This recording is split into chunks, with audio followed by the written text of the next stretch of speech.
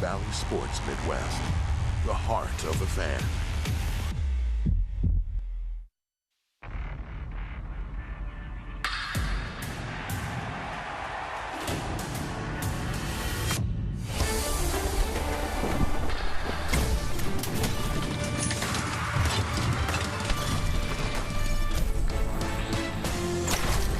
This is St. Louis Cardinals baseball, and it's a day game on a hot afternoon in the Gateway City. We're at Busch Stadium, the rubber game between the Baltimore Orioles and the St. Louis Cardinals. And welcome to Cardinals baseball with Jim Hayes, Brad Thompson. I'm Dan McLaughlin. Great to have you with us as we get you set for game number 3. Well, right now, the Cardinals at times have been searching for offense. Where would it come from? Well, it's come from a rookie, Juan Yepez. He's been fun to watch. If you hit, you'll play. That has been the case, certainly for Juan Yepez. He got up to the big leagues, made his debut against the Royals, dropped a couple of doubles in, and hasn't looked back since. Had his first Busch Stadium home run last night, a hanging breaking ball. He has looked so good and has just created something steady in the middle of that lineup.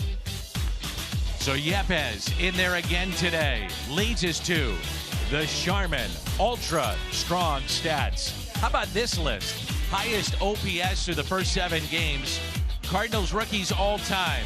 One of our favorites, Joe Cunningham. Then Bo Hart, Showboat Fisher, and Juan Yepez on that list.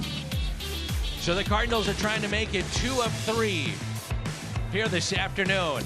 The rookies have been pitching in. It's the Orioles. It's the Cardinals on Valley Sports.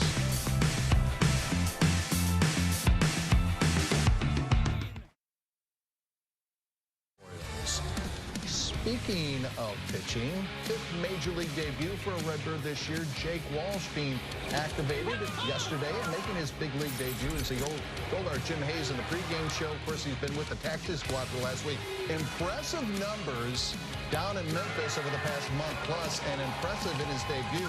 There you see the line, the 2 innings pitched and getting 4 punch-outs and no walks, and Cards relievers with 4 Ks and at least 2 innings pitched in their Major League debut. Well, it really hasn't happened that often. You see the 6-year timeline of Sanchez, Shelby Miller, Segrist, and Keykeeper.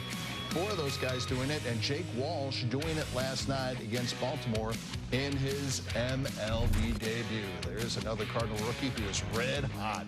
Juan Yepez back in the cleanup spot. Also in the lineup for the Cardinals, Albert Pujols. When we come back, we'll take a trip around the league as we continue to get you ready for the first pitch between the Redbirds and the O's on Valley Sports. When it comes to your yard, He's been on base the last 18 times as he and the Birds getting set to take on the Orioles from Stony Bush. We go around the league.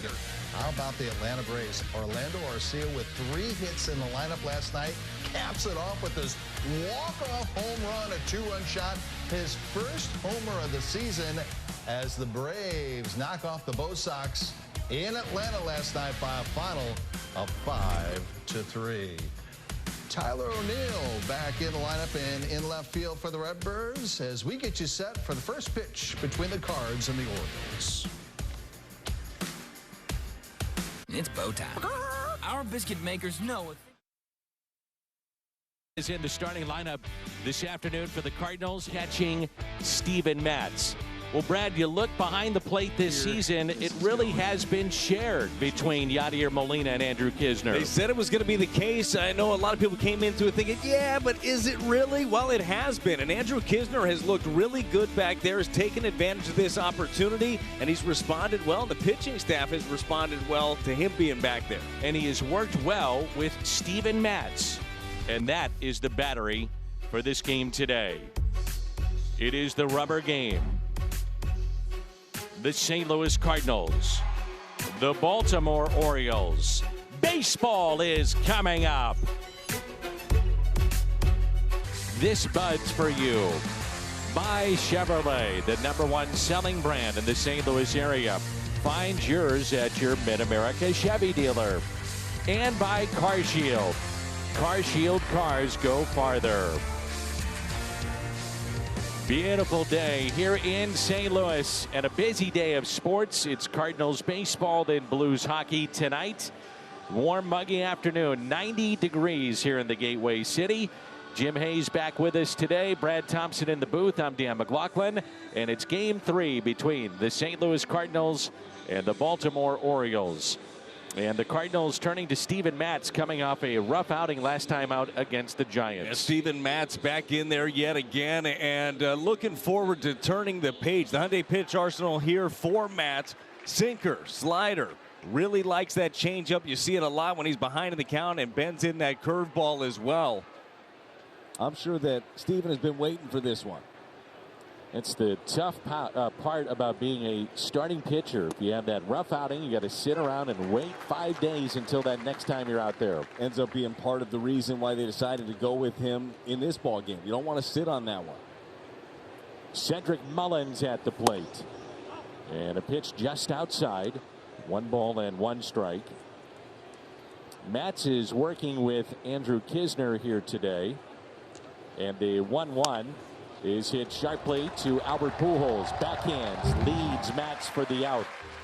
So the last time that Matz had to start at home, Knizner was catching. He went 6 innings, 4 hits, no runs, did not walk a man, and struck out 4. So maybe you find that guy that you work with well, and it just happens to coincide with the day game after a night game, and it might be a good combination. Well, and the Toyota key to the game for Matz is bounce back. And you're right, maybe the catcher has something to do with that. The confidence is key in this one. You know how good Steven Matz can be. You saw the year that he put together last year. Knizner has been solid behind the plate.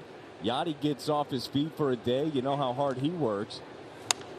But you need Steven Matz. Like, you need this guy. It's been totally feast or famine. We've talked about that a lot with the offense. But that's been the key for Matz. Matz has either been great or he's been very bad.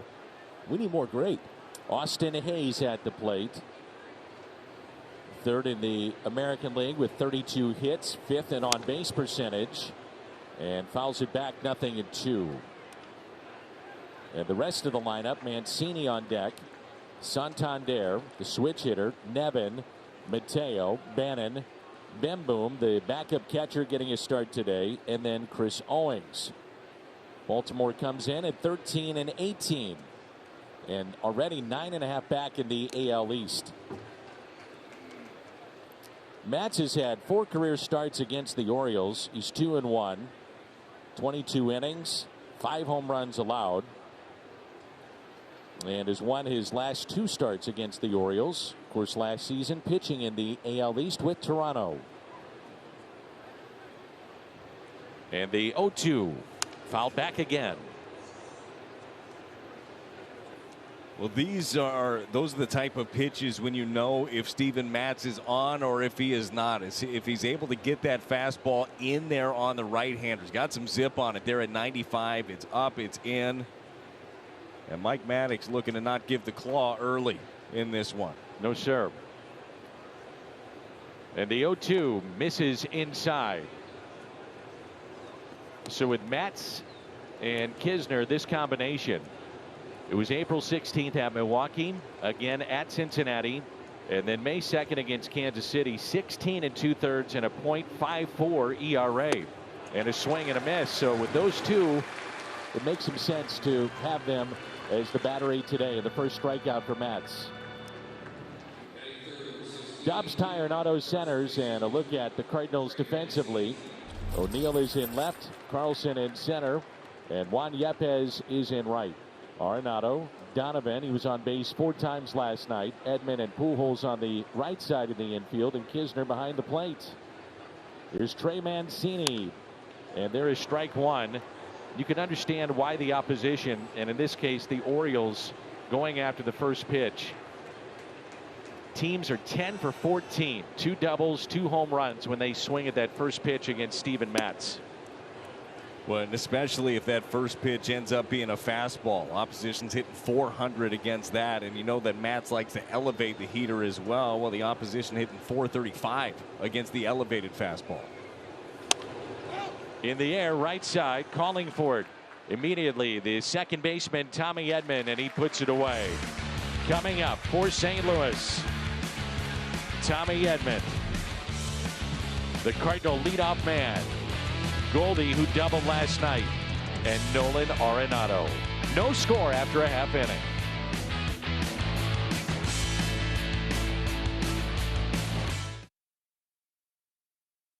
Tommy Edman at the top. Paul Goldschmidt, Nolan Arenado. Juan Yepez, the right fielder. Albert is at first today. O'Neill back in there in left. Then Dylan Carlson, Andrew Kisner, Brendan Donovan swinging a hot bat. And the pitcher for the Baltimore Orioles is Brian Baker. And the Cardinals had a 10-run explosion in the ball game last night, and it's been a tale of two different games in this series offensively for St. Louis. Boy, has it. That was a lot of fun. Doubles galore in the ball game. Juan Yepez, big home run. A lot of good things in that game. Brian Baker gets the nod. The Hyundai pitch arsenal here for Baker. Four-seam cutter, changeup. Baker working on 6 days of rest. This is going to be a bullpen game for the Orioles. Expect to see the lefty Keegan Aiken eat up some innings in this one as well, which works out well for the Cardinals. And on the first pitch, it is popped up by Tommy Edman. Shallow center, and it's Cedric Mullins with the catch. Mullins in center. In left field, Tyler Nevin. And then Austin Hayes in right. Around the horn, presented by Dobbs. Bannon, Mateo, Owings, Mancini on the infield.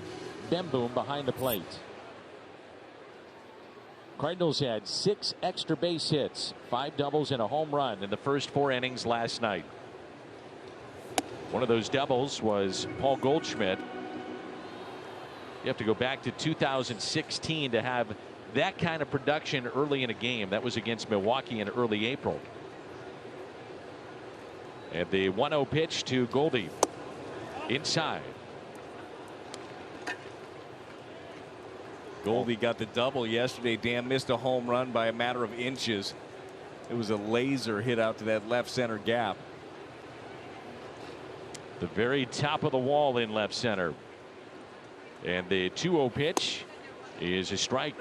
Wonder how many fans are here today in the blistering sun here in St. Louis and a hot day, and then just walk down the street, cool off a bit with hockey tonight and a chance for the Blues to wrap up that series.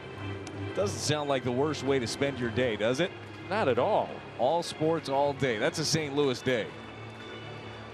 Once again, happy birthday to your young son, 9 years old. Thank you very much. He woke up way too early this morning, excited about his birthday. It was about 5:30 he comes strolling in.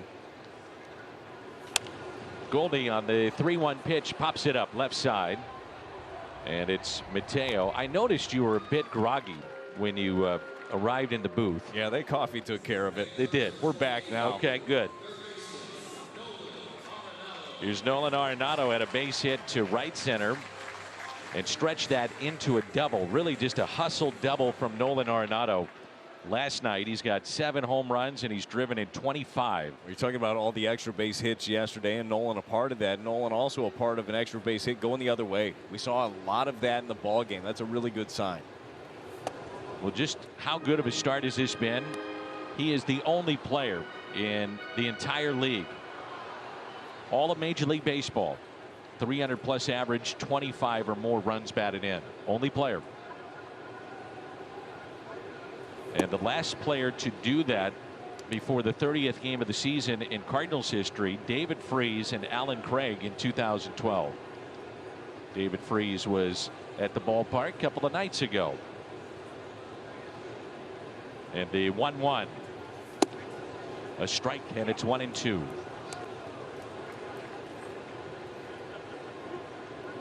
The Cardinals score 1 or more in the first 3 innings.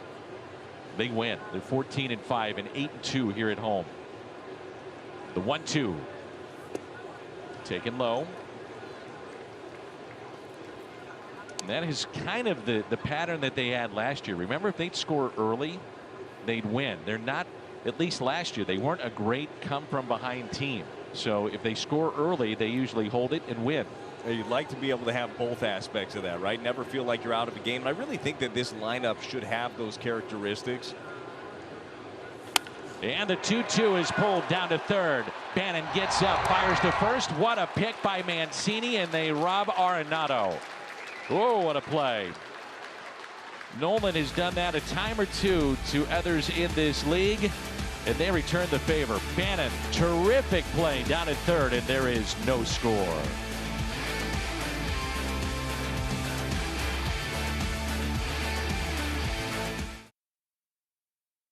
Juan Yepez has reached base safely in 14 of his 29 plate appearances. I'd say that's a pretty good way to kick off your big league career. Ollie Marmol loves what he's seeing from Yepez. Ollie said you can tell by watching him in the on-deck circle and walking to the plate, each at-bat is personal to him. You can tell it's a kid that's been told for a long time that this is impossible. He's enjoying proving a lot of people wrong. And, Danny, I think a lot of Cardinal fans are enjoying watching Yepez prove a lot of people wrong. No doubt, and he's in the cleanup spot. Left field last night, right field today. Santander, the designated hitter. 2 balls and 1 strike. The play by Rylan Bannon down at third. This is his major league debut. What a play. Welcome to the show. A pretty good way to get your feet wet right there. Get a little confidence. And the 2-1 is yanked foul. You know Nolan's over there at third base licking his chops. I want one of those too. I'm gonna get that back somehow. And I wouldn't bet against it. No, it's gonna happen at some point today. And the 2-2 pitch from Matz. Still like that pitch. Pitching in on the righties. It's a great spot. It's a great spot. So far in this game, first inning, he got all 3 guys, Mullins, Hayes, and Mancini, out on the changeup. Well, if you want to go back to your changeup, now would be a good time to do it after you spotted that fastball in. Double up. The 3-2. And he got him this time on the inside corner. His second strikeout. Anthony Santander does not like the call of home plate umpire DJ Rayburn, but it's a well-located fastball and doubling up in. I like the idea there by Kisner. And I love the execution by Steven Matz. Gets the call, maybe a little in off the plate, but when you spot that pitch twice, you're going to get the benefit of the doubt. And now it is Tyler Nevin. Going in again and missed. It's probably a question that I'm going to ask you that the first part of what I think about in your career is a really easy answer, because he never came out of a game, it seemed like. But when you are working with a particular, from a pitcher's perspective, a particular catcher that you feel like, hey, we're in sync, I feel like he's got my back. Now, obviously, when you were in St. Louis, that's Yachty, but you played other places. Yeah. Did you have a guy like that? Well, I think that you end up building those relationships throughout, and Yachty was definitely the one. And even catchers that you're not as familiar with, I mean, first of all, they're putting in the work too. These guys just aren't showing up as backup catchers, don't know you, don't know your tendencies. There's a lot of work that happens on the days that they're not catching games, and they're following along and seeing the sequencing. But the biggest key as a pitcher is you just got to believe in yourself too. You got to trust yourself in a given spot. It might be the right pitch, but you might not be feeling it. You got to be able to shake to whatever you want. It's always interesting, isn't it? I mean, Tim McCarver was a great example that he and Gibby were on the same page, and then he goes to Philly, and he and Steve Carlton were on the same page always. Carlton wanted Tim behind the plate. Yeah, that's a couple of good guys to team up with. There's a ground ball, and it's Arenado slinging it to first for the out. Stream out of market regular season games live or on demand, plus MLB Big Inning and select pregame and postgame coverage. Blackout and other restrictions apply. Visit MLB.tv for details. Tim told me a great story. He introduced Lefty, and he said it was a privilege to catch the greatest slider I ever had the chance to catch in my career. And so Tim finishes up his speech. Crowd is kind of getting up and, you know, circling around, and people are trying to get out of the event. Gibson was in attendance, and Bob Gibson, he said it was like the seas were parting. Everybody getting out of Bob's way, and a murmur over the crowd. And this is Mateo, and all of a sudden Bob Gibson screaming to Tim, the best left-handed slider you ever caught. He said, "You better have that right. Details matter." That's right. Leave it to Bob to be a little intense about what Tim remembered about that situation. I got a feeling Tim didn't know he was in attendance. Wouldn't have made such a mistake. Here's a 1-2 pitch to Mateo. And he hammers it out to deep left field. O'Neill is back. He looks up and it's gone. It's a home run on a 1-2 pitch. Jorge Mateo, his second home run this year. 1-0 Baltimore.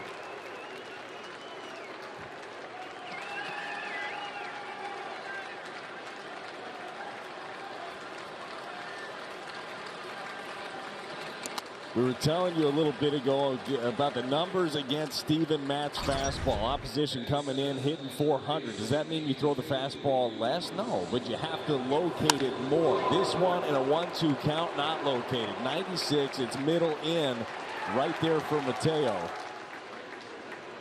And so the Orioles grab an early lead.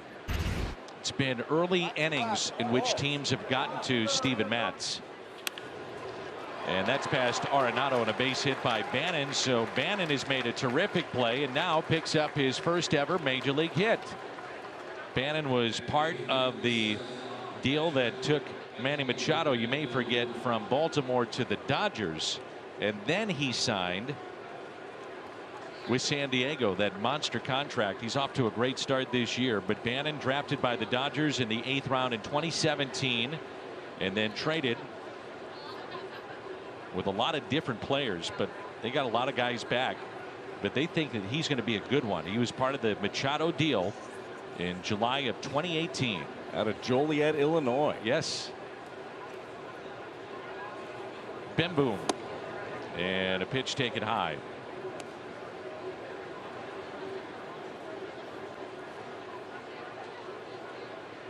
Hitting 128.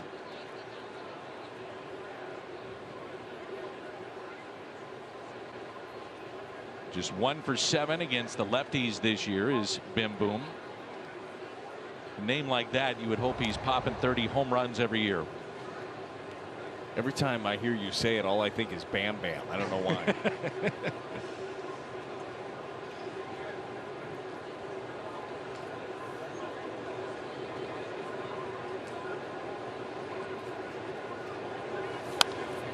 It's really been back and forth for Steven Matz in terms of success in his starts. Back and forth, good and bad, and it's Archaea player profile. And I love roller coasters, not pitching though. It's tough. The back and forth. Again, this guy is extremely talented. It's about putting it together. He's still in a new place, still trying to figure some things out. I'd like to see him get right past that Mateo home run and go cruising in this one. Get deeper into a ball game. So back-to-back hits with 2 outs and a check on Bannon, so added to their roster, and also right-handed pitcher Denji Reyes, and that'll be his debut when he appears as well.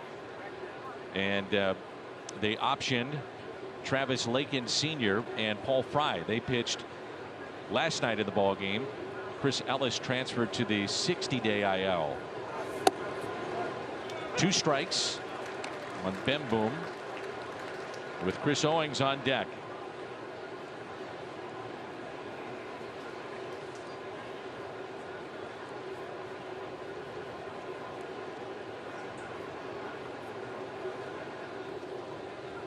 And the 1-2 pitch. Here it comes. Curveball, and he struck him out, his 3rd today. Jorge Mateo, his 2nd home run of 2022, and the home run chain is out for the Orioles. Midway through 2, and it's 1-0.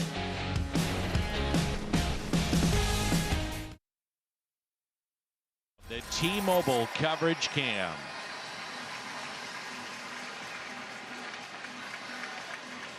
Home run hit by Mateo.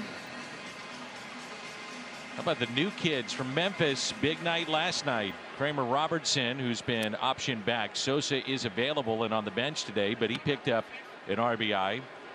Juan Yepez, you see there, went 2 for 5 with his first home run hit at Busch. Brendan Donovan was on base 4 times. 2 walks, 2 hits, drove in 2. All told, 4 for 8 with 4 runs batted in. They reached base 6 times.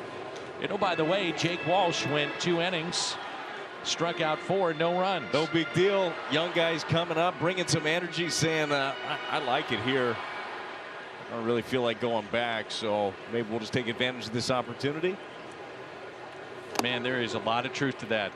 I mean, the travel in the big leagues, the charters, the hotels, the accommodations, the way that Mark Walsh and Ernie Moore behind the scenes take care of these guys, it is first class. And I'm not saying it's not at AAA, but it's different. You're a big leaguer. I was going to say there's a reason there's a big difference in the way the pay scale goes, everything in Major League Baseball, but you earn it. You have to earn it to get to this spot. And I just love seeing young guys take advantage when they get a chance.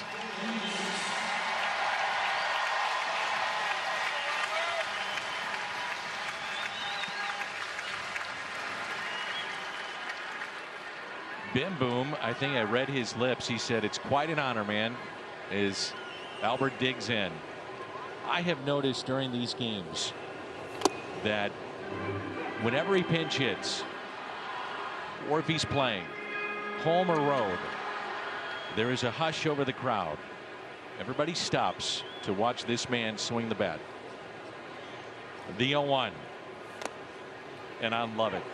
I just love it. Oh, this is the guy that you've been telling stories to your kids about, and you're making them watch old videos of this is the guy right here, and then he comes back and you get to celebrate.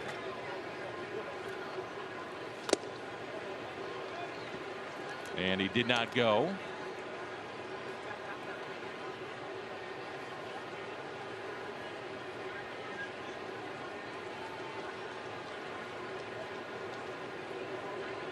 One ball and 2 strikes, so Albert getting the start against a right-hander. And he gets underneath it. Popped up, left side. Look at Albert hustling down the line. I'll tell you what, we haven't seen that in a long time, and it was by design. I mean, Tony La Russa would tell him on a pop-up, foul territory, you don't need to bust it because we don't want you hurt. He was just busting it there. He was. This is a guy, he knows his role is a little bit different right now. It's not every single day that he's out there. So when the body's feeling good, let it rip a little bit. I also think that's Albert Pujols doing that. I better do that. It's a good example. So 2 outs, and here is O'Neill. And a pitch that catches the top of the strike zone. Albert, by the way, is past Barry Bonds, 10th all-time in games played. They were tied after his appearance last night, 2,987 Major League games. It's incredible. 2,987 Major League games for Albert. Not a bad way to spend a couple decades, is it? A couple decades plus. It's a good job if you can keep it. Incredible. And here is the 1-1 to Tyler O'Neill. And you think about how the game has changed from when he first came up in the early 2000s to what the game is today with the advent of analytics, how you can break down a guy's swing, pitchers, everything. Well, he is a guy that has no problem using information also. Anything to make him better. Let's bring in Jim. Hey, Danny, just a quick note. I think it's pretty good news. Adam Wainwright has been waiting to get cleared in the COVID protocols. He has been cleared. We are told by John Mozeliak that they are kind of figuring out what the next step for Waino will be, but he is out of the COVID protocols, which is good news for Waino and the Cardinals. Absolutely. Thank you, Jimmy. Does make you wonder, does he get a start the weekend series against San Francisco? Did not pitch against them last weekend and throwing on the side today. No, that's a big boost for the Cardinals to get their guy back right there. First of all, just on the field, absolutely. Just being back in the clubhouse, though, back in the mix, he means so much to this team. The strikeout of O'Neill, and 2 for Brian Baker. 1-0 after 2. It's Cardinal baseball, and that also concerns our guest here, the former Cardinal Scott Terry, who works with the St. Louis Cardinals on the kids clinics. And you were telling me right before we came back on the air here in this 3rd inning, this is the first time for you back at the ballpark since 2019. Welcome back. In this role, I've come and seen some games, but we haven't got to talk about kids clinics since 2019. You're exactly right. So they're back. This year we're back. We were back last year, and we're full force this year. Awesome. So let's tell our fans it's for boys and girls, ages, and what happens when you go to these clinics as we get a look at the leadoff man, Chris Owings. Ages 7 to 13. And we do all of them at each clinic, and we have 12 different locations that we go to. There's Arenado to make the play. That's pretty common there, isn't it? He's pretty darn good. Yeah, I would He's just a good say one. that's, He's a keeper. he's as automatic as Ozzie was. Yes. But yeah, 7 to 13, we have 12 locations. We have 8 of them local. We have 4 of them kind of on the outer skirts, a little further away. And you're going to have some major league players do the instruction at 5 different stations. We do base running, hitting. We do throwing, fly balls and ground balls. So you got to hit it, you got to catch it, you got to throw it, and you got to run. Gee, imagine that.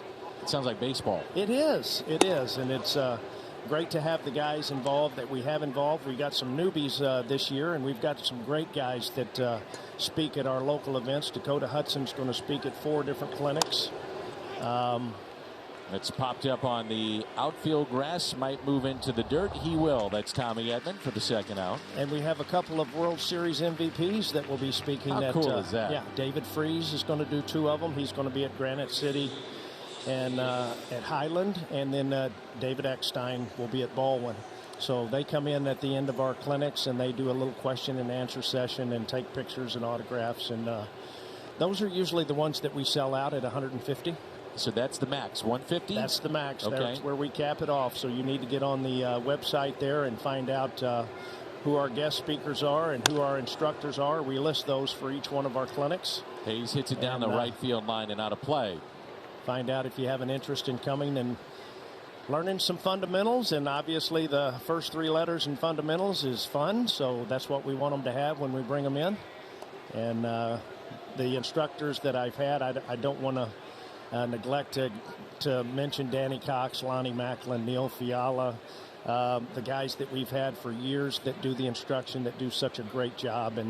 And we've got Benji Molina on board this year. And we've got your co-host today, Brad Thompson, doing a clinic. What does he know about baseball? You know what? The people in Columbia, Illinois are going to find out. Here's a fly ball into the corner and left, going back to make the catch. It's Tyler O'Neill. Stick around for a half inning, okay? I will. Want to talk more about the Cardinals clinics? Cardinals.com/clinics. Midway through 3, it's 1-0.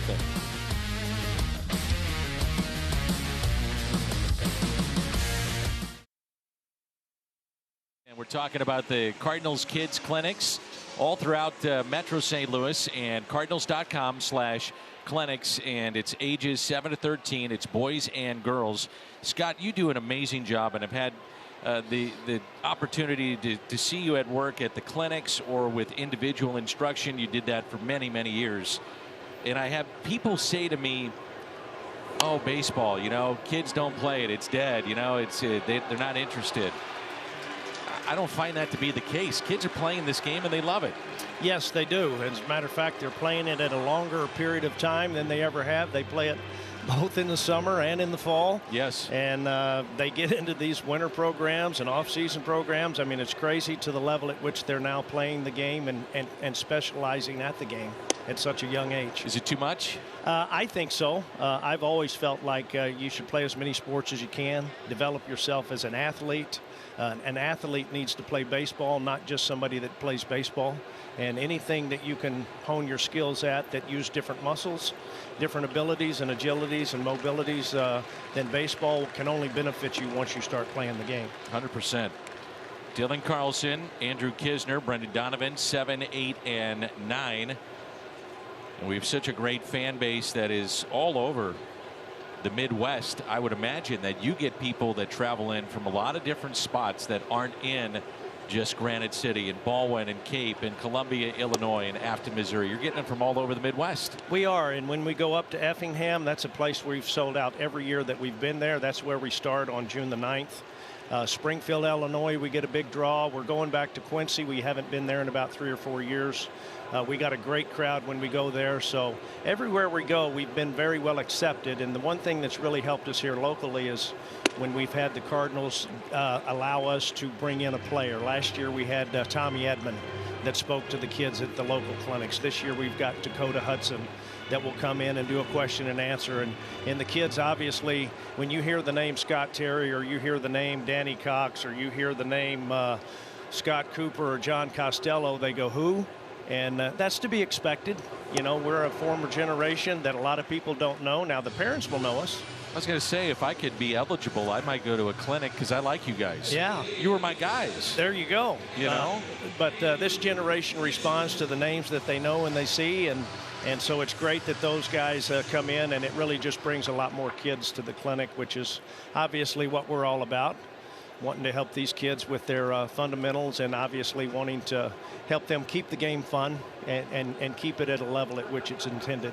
I love to hear you say keep the game fun, because here's Kisner, and that's a base hit to left. Of what we were talking about earlier, just the fact that it is such a specialized now for kids. If you love golf or basketball or baseball, they're just playing one sport, and sometimes the fun is taken out of it. It's supposed to be fun for kids. Yeah, you know, it's unfortunate when a kid's 10 years old, 12 years old, and they're already talking about what you have to do to get a college scholarship. Sure. And the idea is, how about we just let them be 12? Right. You know what I'm saying? Yes. Let's play the game at the level at which you play in. Try to excel the best of your ability with whatever you're doing at that level. And let's not get too far ahead of ourselves, you know.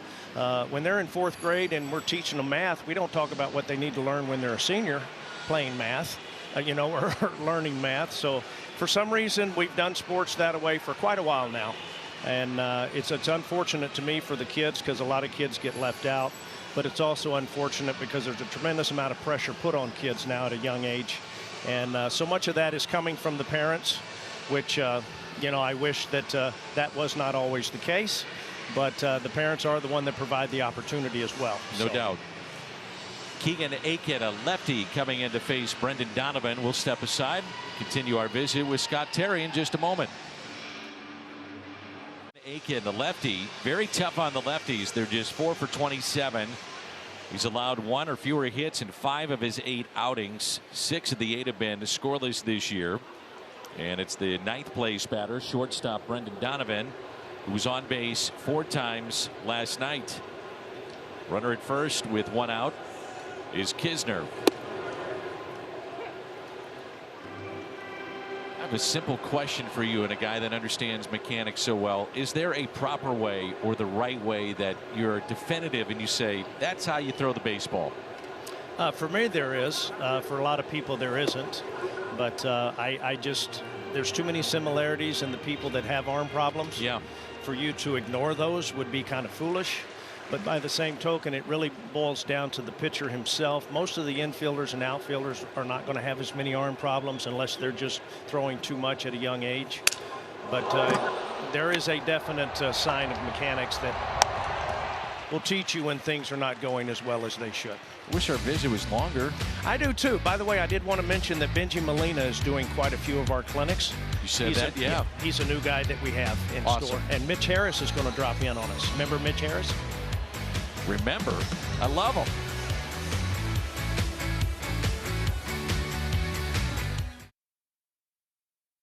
Anniversary of the Cardinals 1982 World Championship team. And tomorrow, 25,000 fans ages 16 and older take home a white 82 inspired performance hat. It's courtesy of Quick Trip. And visit cardinals.com/promotions. Brad is back with us. 1-0 our score, thanks to Scott Terry. Scott runs a very tight ship, so if your son or daughter goes to one of these clinics, they are going to get exactly what he talked about in terms of instruction.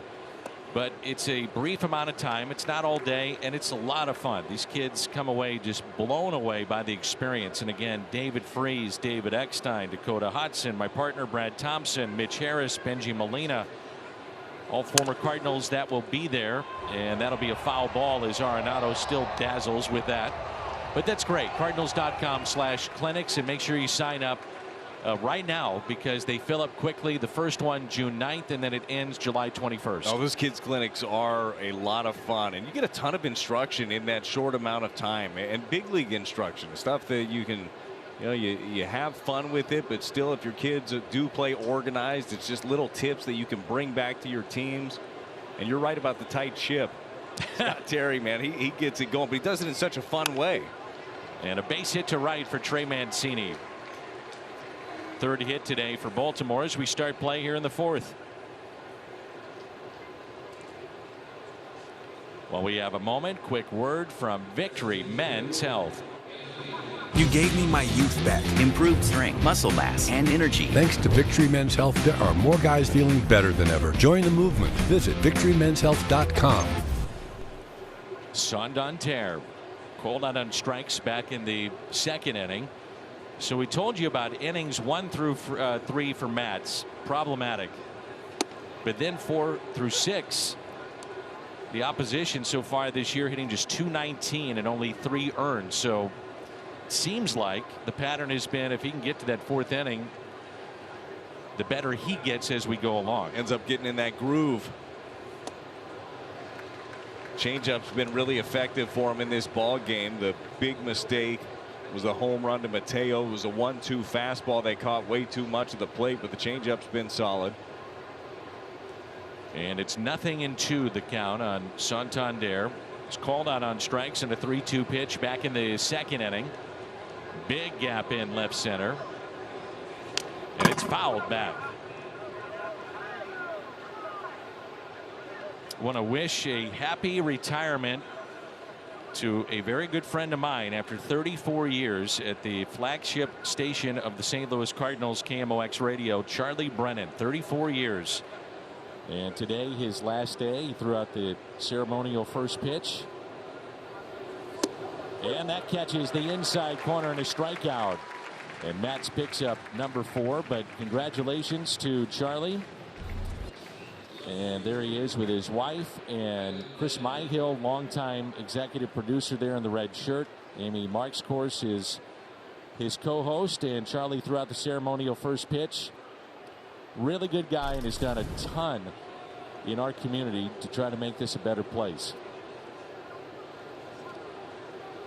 I had to call in on his show today and we surprised him. Did you? Yeah, I was Charlie's producer, snot-nosed punk, when I was 18 years old, and we become very good friends over the years and always stay in touch. He is a class man and, again, great broadcaster, like legend in the industry, but just a better person, and what he's done to try to do a lot of positive things in our community. But I surprised him. They asked me to call in and I was happy to do it. And we were reminiscing about some long Sunday afternoons we would have trying to figure out how are we going to fill the talk radio on a Sunday afternoon with the NFL and the Rams' first season. It wasn't easy. It wasn't easy. But we made it through. Creativity is key. That's right. Well, I can only imagine 34 years, same place in the industry. I'm sure that he's had a lot of things on the list that he's wanted to do for quite some time, and now he gets the opportunity. So congratulations to Charlie and his family. Said he was still going to live here in St. Louis. Always will be home for him, but to your point, he said, I'm going to do a lot of traveling, but really try to even do more in the community and make this a better place to live. He's a good man. So 2 on, and here's Mateo, who homered on a 1-2 pitch back in the second inning. Some of these pitches are starting to get up from Steven Matz.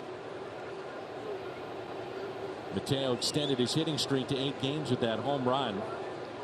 9 for his last 28. That's a .321 average. Matz would love the ground ball and double play here.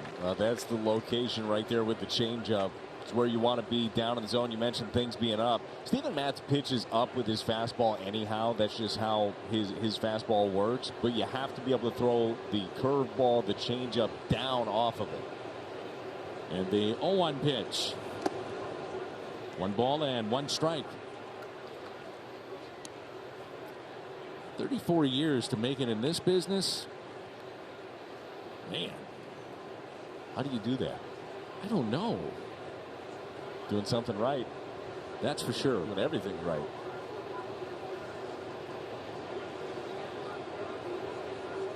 The 1-1 pitch by Matz. Hit out to left. Backing up O'Neill. He'll make the catch, and the runners retreat to second and first.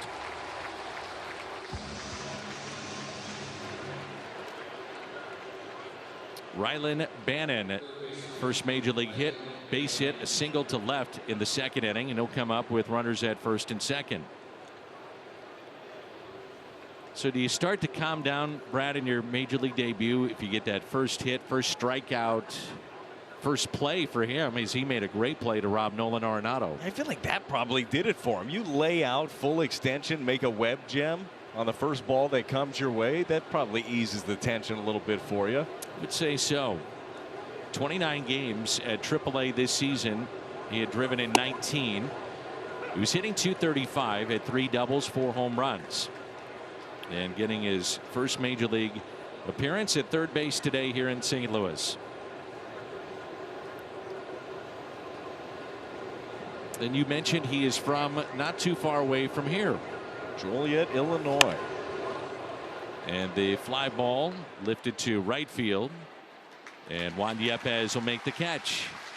The top of the lineup coming up for St. Louis: Edman, Goldie, Arenado. 1-0. You're going to see the flowers just blooming this time of year with the heat that we've had here in St. Louis. Beautiful with all those flowers blooming. Tommy Edman to lead it off, and it's the Minnesota Wild and the Blues coming up tonight. We'll have it for you right here on Bally Sports Midwest. The top of the lineup: Edman, Goldschmidt, Arenado. Aiken got the ground ball broken bat by Donovan that turned into a double play. Tommy Edman does his damage against relief pitching. Sitting .422 against relievers this year, .183 against starting pitching. And we noticed when he first came up, remember those late and close situations, he was always coming up and more times than not coming through. Yeah, he was the guy. That is a really interesting split. Well, it's a reliever in now. There's your base hit. Worked out quite well again. Just a pitch that's elevated. As we talked about a little bit earlier, the Cardinals, one of the best offenses in baseball against left-handed pitching. This one just hangs up there, and if you're going to leave it up there, you need to make them pay for it. There's Paul Goldschmidt, popped out to short. He's on a 4-game hitting streak. He has reached base safely in his last 18.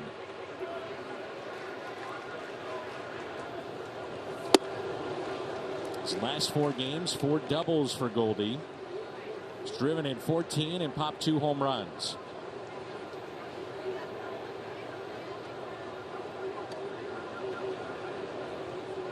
Hitting .421 against the lefties.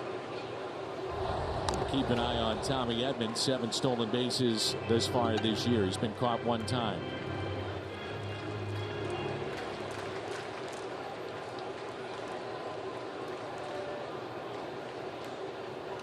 Bim Boom 3 for 7 catching base stealers in his career, right around 40%.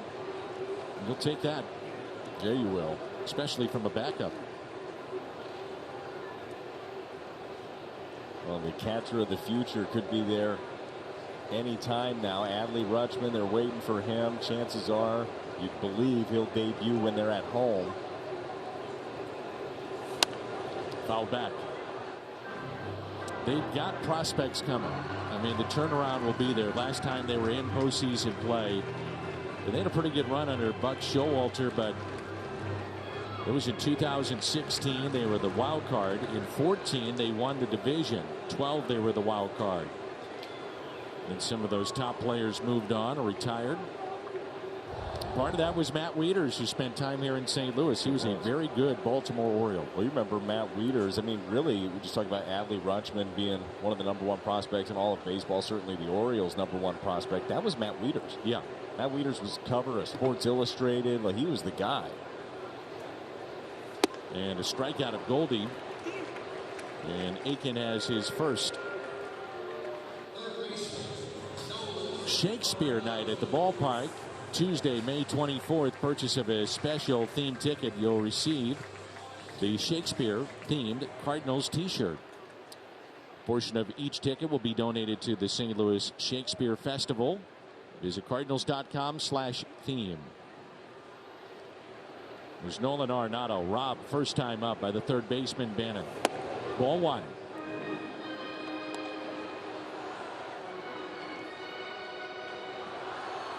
Four of Nolan's 7 home runs have been against lefties. Again, just going back to how much success this team has had against southpaws. And the 1-0 pitch to Arenado. 2 balls and no strikes. Well, 2-0. We'll see if they want to start Tommy Edman. Aiken is pretty quick to the plate. Plus, you have a lefty on the mound. Makes it a little bit more difficult sometimes in terms of getting the read. Lou Brock would disagree with that. He'd love to steal against lefties. Well, first movement.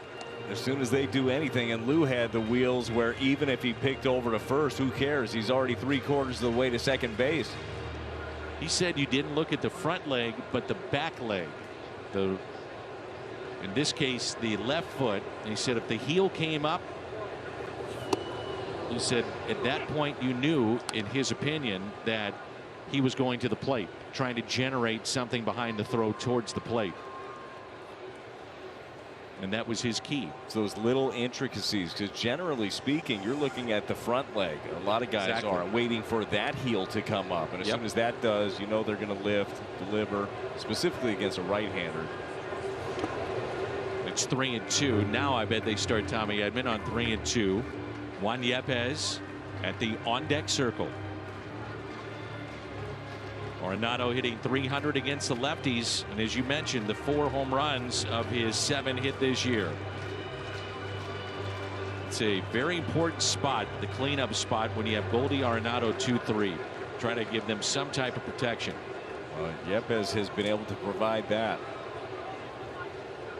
3-2. Edman running, and a soft grounder, foul.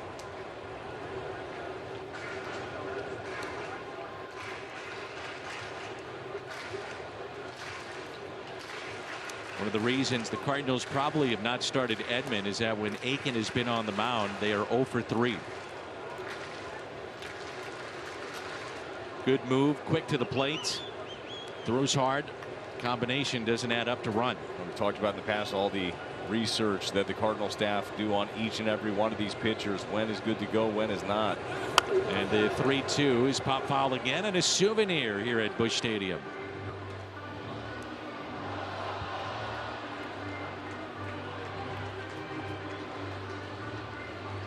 Ollie has the Cardinals at 17-13. The start of play here today.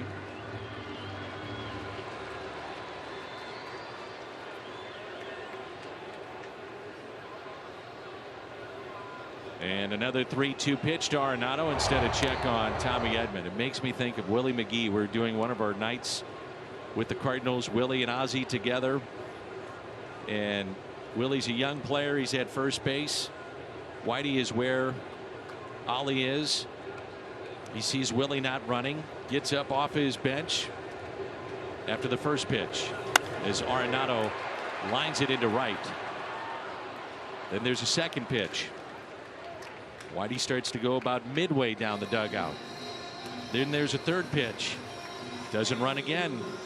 And finally, Whitey at the edge of the dugout, basically where Willie is situated now, says, "Run, blanky, blank, blank, blank, run!"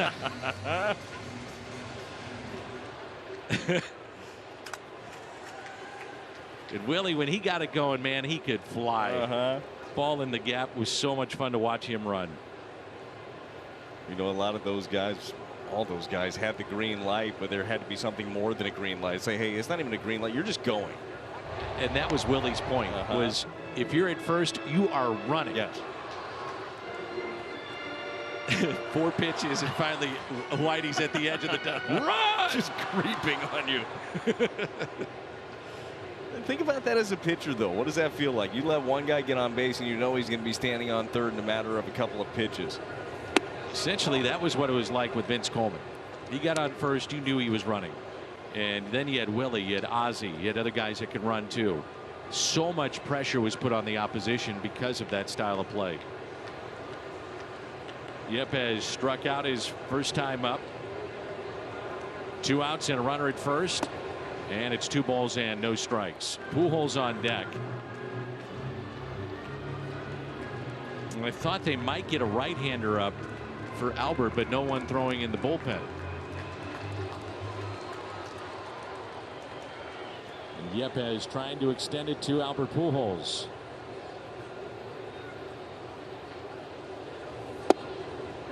Three 3-0. Good eye right there. Juan Yepez has shown some very good strike zone recognition.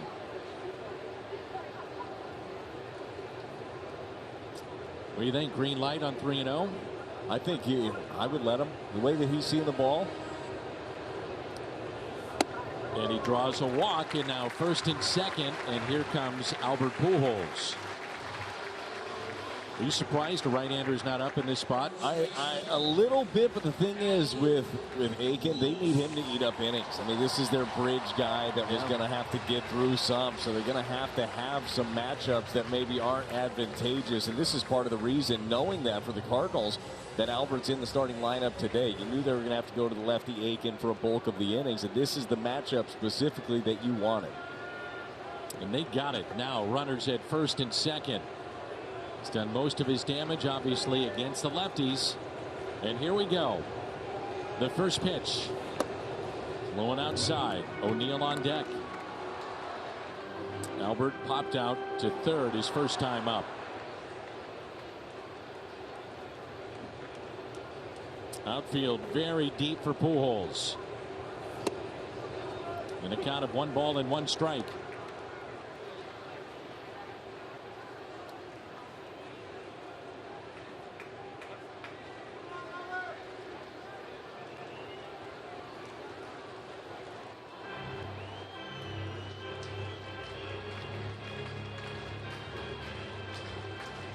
.681 career home runs for Albert Pujols. And the 1-1 pitch. Didn't like it. 1-2. DJ Rayburn, the home plate umpire.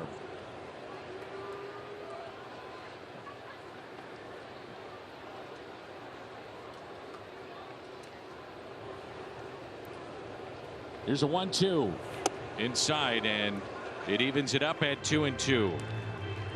So he busts him in there. You got to be careful over the middle of the plate, depending on where you go. Yeah, Aiken really likes his changeup. Yeah, got a feeling he'll go back to it. 2 runners on, and the 2-2 lined foul. But there are times when you watch Albert and the bat speed is there. It's still there. Sometimes you notice it's not quite the guy that once was here, but there are the flashes of that. Yeah, he's there. You don't just lose it. You can get in on him with a good fastball. I don't think that Aiken can overpower him, though. And the 2-2 again.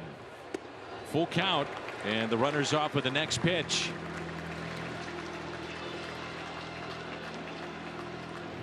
Tommy Edman at second.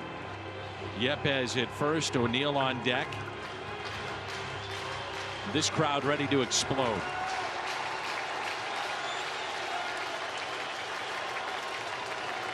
Aiken is set. And now the 3-2. Pulled foul.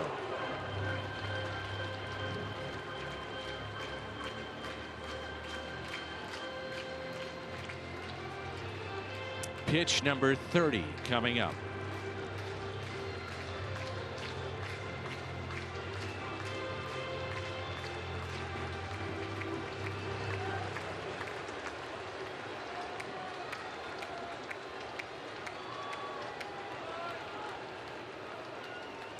.3-2 again. Fouled back, and what a rip by Pujols. That one had just enough on it. 93-mile-an-hour fastball, fouls it straight back. The 9th pitch of the at-bat. Aiken and Pujols.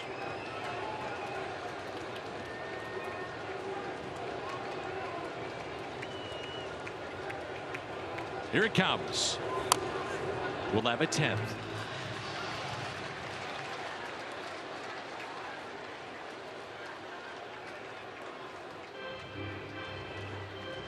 You got Tommy Edman, Juan Yepez getting some cardio in right now.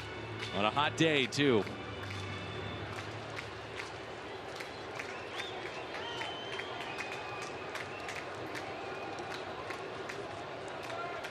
Long look by Aiken. Now he steps off. He's throwing the kitchen sink here at Albert. This is where you end up making the mistake. This guy makes you pay for it. 10th pitch at the at-bat. And he walked him. A 10-pitch at-bat by Pujols as he flips the bat. And now the base is loaded after back-to-back walks. It's a heck of an at-bat right there by Albert Pujols. As you mentioned, Aiken throwing everything that he had at him. Tried to get him with the changeup, his go-to out pitch, and spiked it. Big spot right here for Tyler O'Neill looking to break out. The base is loaded. O'Neill struck out his first time up. And if there was ever a time for Tyler O'Neill to get going, this would be it. Opportune time facing a lefty with the bases loaded, and Aiken now at 33 pitches coming up after the 10-pitch at bat by Albert Pujols. It was a single to left by Tommy Edman, and back-to-back walks Yepez and Albert. You know that Aiken's starting to feel it a little bit. Hot day like this, an inning like that wears you down. All it takes is that mistake up in the zone right here. And strike one in his career. 353 hitter in this spot. A double, and he's driven in 14 with the bases loaded. In the hole now, 0-1. 0-2.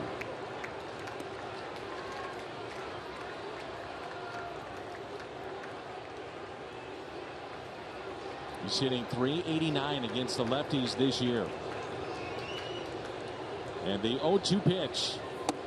3 pitches struck him out.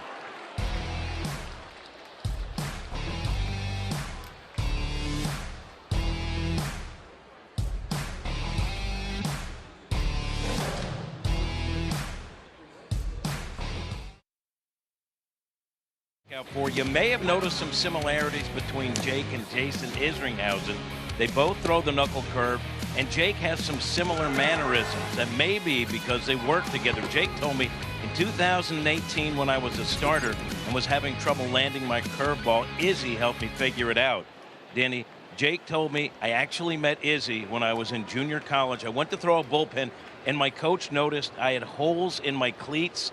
The coach had played with Izzy, and he said, this guy can help you. He got us together. Izzy, by the way, told me he likes Jake's on-the-mound persona. He says he pitches with anger. I love that. And Izzy, Ryan Ludwig, Ryan Franklin, now Skip Schumacher back. Those players from that era have an important role right now with the St. Louis Cardinals. Izzy has helped out so many guys, whether it be from the technical aspect, but also off the field too. Oh, it really is big, and Izzy is a great teacher, and as I've told you over the years, he helped me so much. But the off the field and the between the ears, that's the stuff that really differentiates being a big leaguer and not. Like how quickly you process things, how you're able to not beat yourself up after a bad outing. That was one thing, you know, that job that Izzy had. If you have a bad day, you lose a game. So how do you bounce back the next day? Well, you got to be strong mentally. A great teacher. It's fouled back. I believe Izzy has had either 18 or 19 major surgeries. I would have taken the over. And you think about, you know, guys that get hurt and they try to come back, and the mental grind that is to wonder, are you going to get back? Can I get back to where I was? Well, he's done all that. Bemboom takes a ball outside, and it's 3-2. So 8-9-1 here in inning number 5. The difference in the game, a Cedric Mullins, or excuse me, a Jorge Mateo home run. 3-2 pitch. That time he got him. That's strikeout number 5.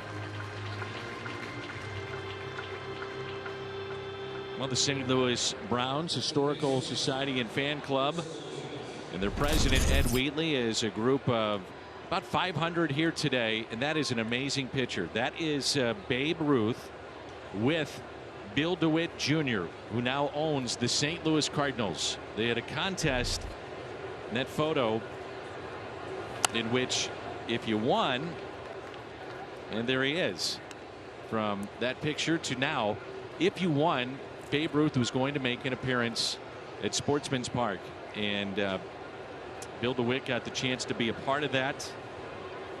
His family history with the Browns, and that's fouled away. It was his final visit, Babe Ruth's final visit. And there it is. That's the pamphlet, if you will, to join Babe Ruth and come out, be a bat boy, and meet the Babe. Incredible. That is so cool. What a picture that is, too. It was in 1952, and it was his final visit to come to St. Louis, and he would only live for just like 3 or 4 more weeks after that, and that was after he had made a speech at Yankee Stadium, and everyone knew that he was very sickly. And so they said it was just amazing for him to honor the commitment and show up because he always wanted to give back to children. And so there he was in that famous photo with that man right there, Bill DeWitt Jr. Well, a special moment. Great story, too, with Babe Ruth. We hear all the stories, all the home runs and all the different stuff. You'd like to hear that loyalty aspect of it. He said he's going to do something, man of his word. He does it. Lifted in the air the other way. So the Brownies are here today with the Orioles here. Browns turned into the Baltimore Orioles, but still great history here in St. Louis.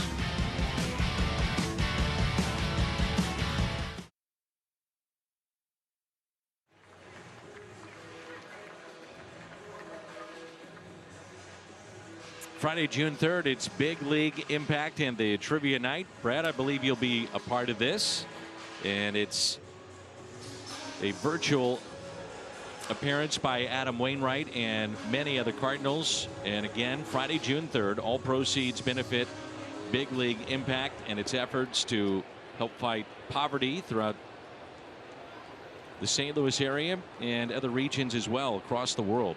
It's done an amazing job with that. BigLeagueImpact.org for the Trivia Night. And again, that is June 3rd. Trivia Night's fun, too. You and I had a chance to take part in it a year ago. Like you said, raising a lot of money, helping so many people. The foundation, I mean, we know how much Adam truly cares about the community. Come on out, have some fun with us. A one pitch to Carlson.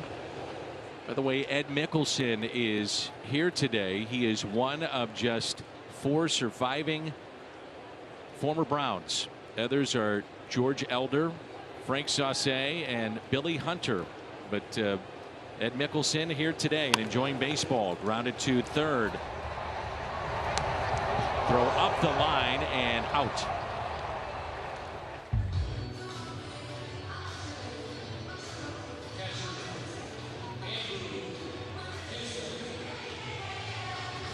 Andrew Kisner snapped an 0 for 13 with a base hit to left.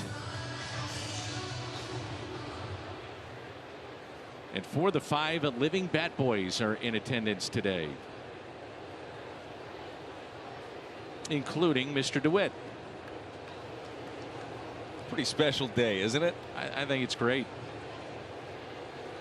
I really can't believe that the Orioles had not been to this ballpark. 2006, the inaugural season of Busch 3, and we have not seen the Orioles until today, or this series. And a check swing. 0-2.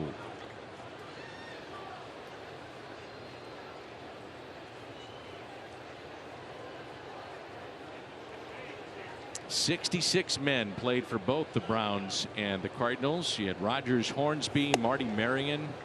There's a strikeout. Jim Bottomley, Harry Brackeen. He was part of that. So there's some big names that played for both franchises. There's a strikeout, and there's 2 away. You had Roy Sievers. That was a local kid, grew up in St. Louis, and he was the first ever American League Rookie of the Year in 1949.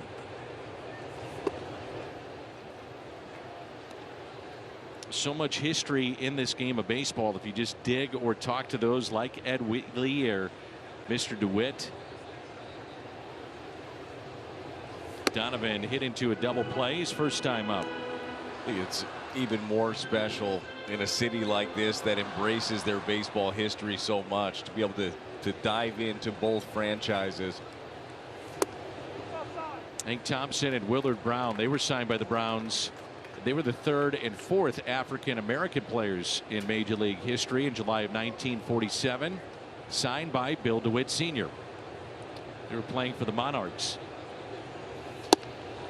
3-1. The Kansas City Monarchs team, boy, did they have some talent. Oh.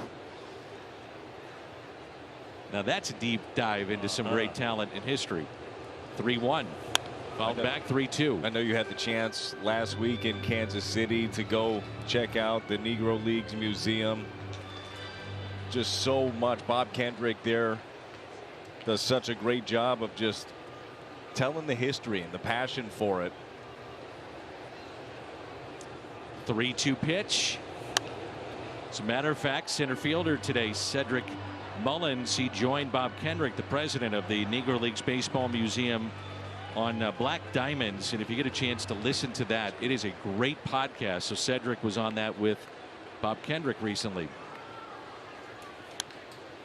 It's really cool.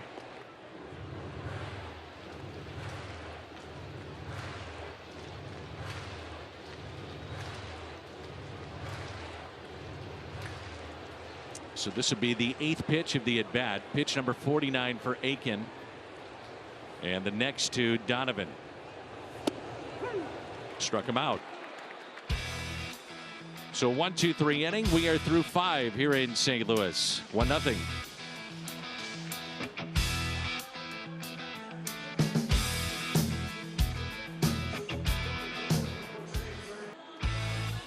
Sportsman's Park, home to both the Cardinals and the Browns. Cardinals winning percentage. And then in 1966, they dug up the plate, dropped it at Busch Stadium 2. Literally. .555 home winning percentage. And now the new ballpark, Busch Stadium 3, if you will. 2006 to today, .584. There's Austin Hayes, and the first pitch grounded to short. Donovan makes the play. While we have a moment, quick word from Great Southern Bank.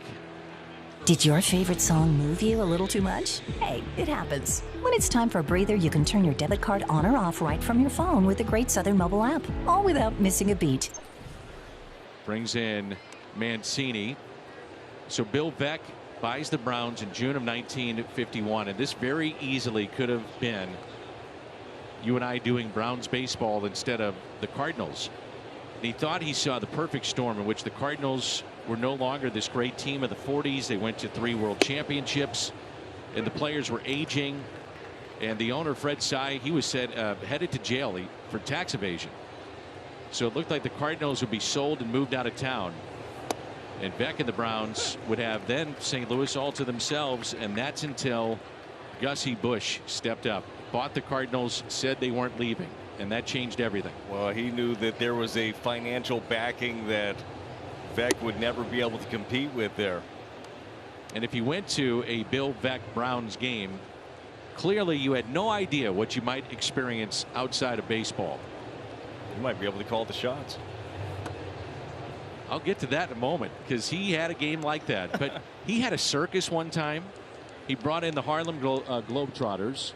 Sometimes he would order a bunch of cake and ice cream for everybody. Anything to get somebody into the ballpark and become a fan.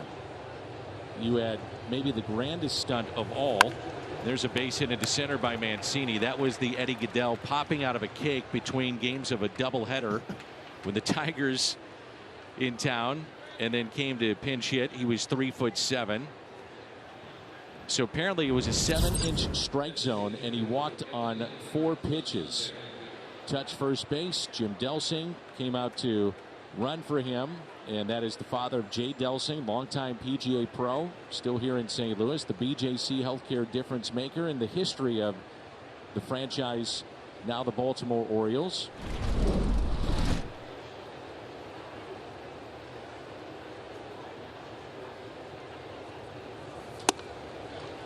when Eddie Goodell after the game was asked, and there it is, you see the catcher on his knees, when he was asked, why didn't you swing? And apparently Eddie Goodell had like a temper to him too. He would die not too far after that appearance, that historic appearance. And it's popped up right side, giving chase, Tommy Edman, and he'll make the catch. He said, Mr. Veck told me that he had a sniper on the roof and would shoot me dead if I swung the bat.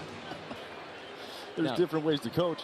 You were talking about the fans getting involved, and I was telling you about this, and that's just an incredible photo, too, of Eddie Goodell. But they had Grandstand Managers Night. It was in 1951, and the fans in the stands managed a game by holding up yes or no placards and responding to the Browns PR director. So they had the choice for bunt, steal, play in, swing away. And the Browns won the game over Connie Mack and the Philadelphia A's. Maybe the fans should have had more of a say, I guess. Pretty good group there. Knowledgeable fan base. We've talked about that for a while. Came from somewhere. And so the owners around baseball actually were tired of Bill Veck. And so they forced him to sell the team after 53. Would not let him relocate. So that's when the team was sold to a group that moved it to Baltimore. Good pitch, 0-2.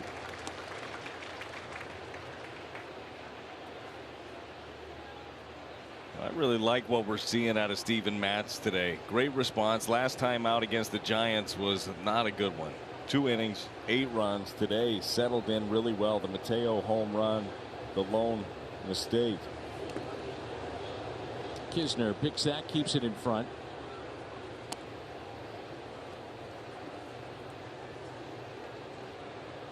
Cardinals will have the top of their order coming up. And the right-hander, Dylan Tate, throwing in the bullpen for Baltimore. And Nick Wickren throwing for St. Louis. And that's spoiled. Bill Veck, though, had the final say when you think about it, because he goes to Chicago. He was the first with a fireworks night. Remember the players in shorts? It was a terrible look. Oh, yeah. But you also had Disco Demolition Night. That worked out pretty well. Oh, man. You don't know unless you try. That's right. Here's a 1-2, and time granted late.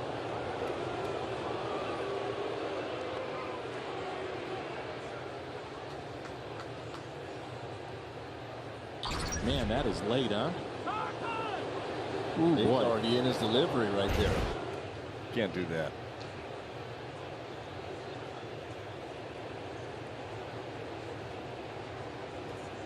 And the 1-2 taken outside, 2-2.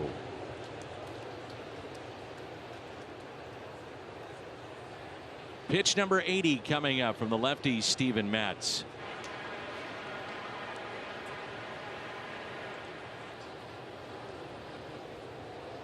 And the next breaking ball hit on the ground to Donovan. He'll go across the diamond to Albert Pujols. Baltimore is stranded 4. Top of the lineup coming up for St. Louis.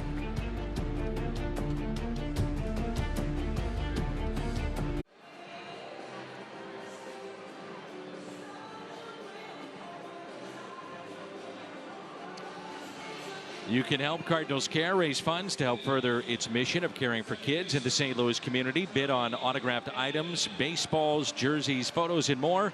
And new auctions are posted each Tuesday and Friday home game. Cardinals.com/CC auctions to bid. Budweiser, what's on tap? The Giants in town beginning tomorrow, first of 3. And coverage beginning at 6:30. We'll have 2 of the 3 games for you, Friday and Saturday. Then it's Sunday Night Baseball. Just finished up a 4-gamer with the Giants out west, and that was a split. That was a fun series, too. Dylan Tate, the new pitcher in for Baltimore. We saw Dylan Tate in game 1 of this series. Gave up the solo shot to Brendan Donovan. Tommy Edman 1 for 2. Hit up the middle to his left. And what a play. Mateo gets him. How about that arm right there on Mateo?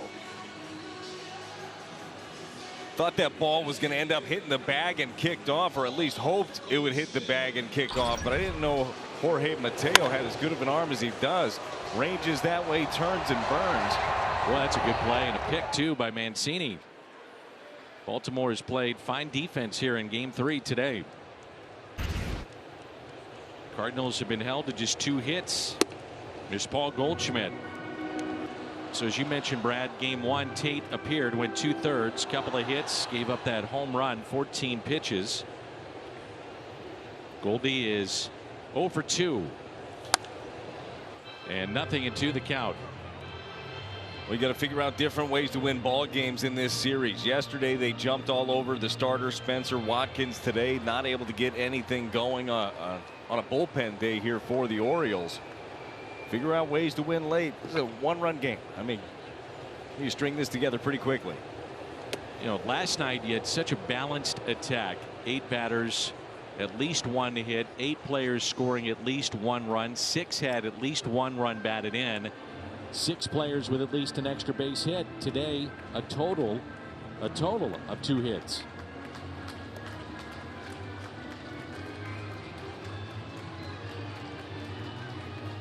That ball bounced, and sometimes it takes those odd hops, and it looked like it may have gotten under the mask of Anthony Bemboom. Hit him in the neck. Strikeout of Goldie, and he's 0 for 3 with a pair of Ks. Cardinals today have struck out 8 times. Pretty good changeup right here for Dylan Tate. Looks like the fastball, then dives right at the bottom.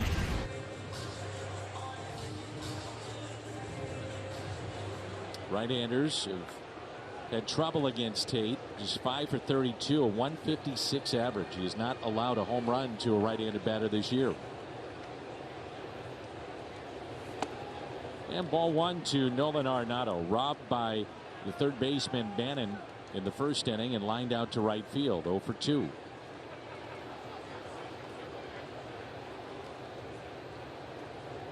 And the 1-0 pitch.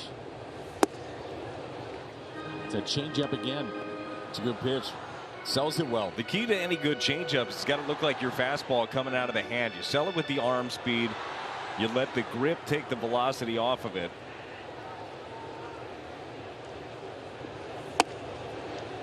One and 2.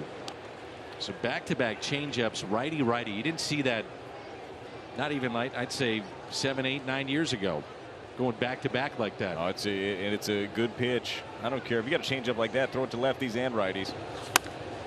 Nolan was ready for it. That time he got the fastball at 96.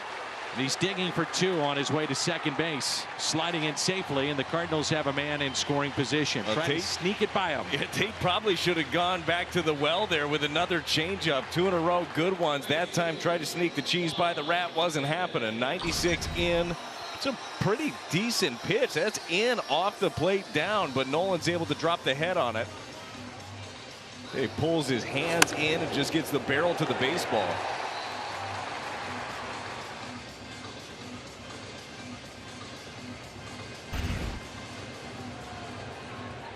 And now it's Yepez, who is walked and struck out. Cardinals came up back in the 4th inning with runners at first and second. Pujols walked, and then the bases loaded. O'Neill struck out on 3 pitches. That is hammered down the left field line. Stay fair, baby. It is foul. Just foul. Juan Yepez ready to do some damage. Just jumped all over that first pitch from Tate.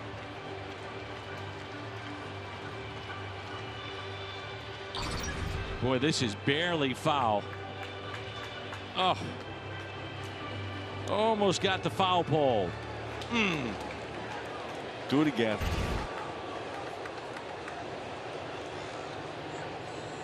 And now the 0-1 pitch to Yepez. 95 low and away. Right-hander Tate on the mound. Corey Dickerson on deck.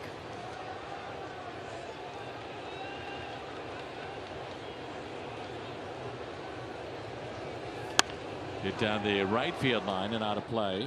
So Dickerson, if we get an extension of this inning, would be pinch hitting for Albert Pujols.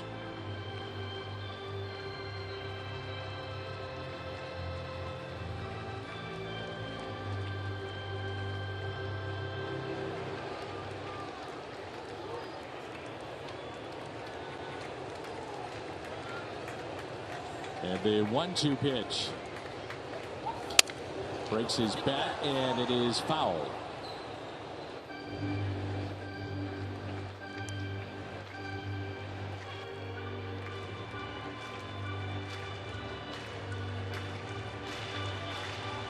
Thing about Yepez, it's been impressive coming into this at bat. He's had 38 fastballs, 38 curve or slider. I mean, it's half and half, and he's made the adjustment with both. He sees the ball well. He recognized pitches. He trusts his hands. Talked about it a lot since he's come up. How he widens out there with 2 strikes. Still has power from that stance too. Just allows his hands to be a little bit quicker.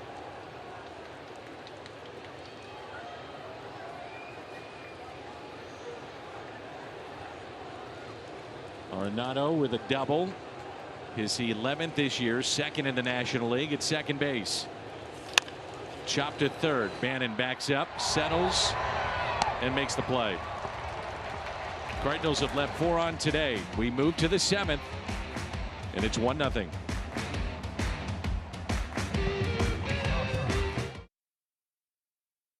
Now 1-0 as we go to the 7th. Brendan Donovan has looked good at short. Edmundo Sosa came off the IL today. The Cards shortstop situation remains fluid as Paul DeJong tries to find his swing at Memphis. Tommy Edman continues to take ground balls at short as the Cards prepare him for a possible move from second base.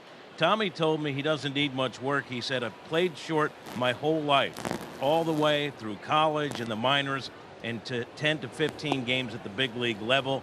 I'm very comfortable there. Dan, Tommy says he's ready if they decide to move him. All right, Jimmy, and Paul DeJong did appear for Memphis today. Went 0 for 3 with a walk.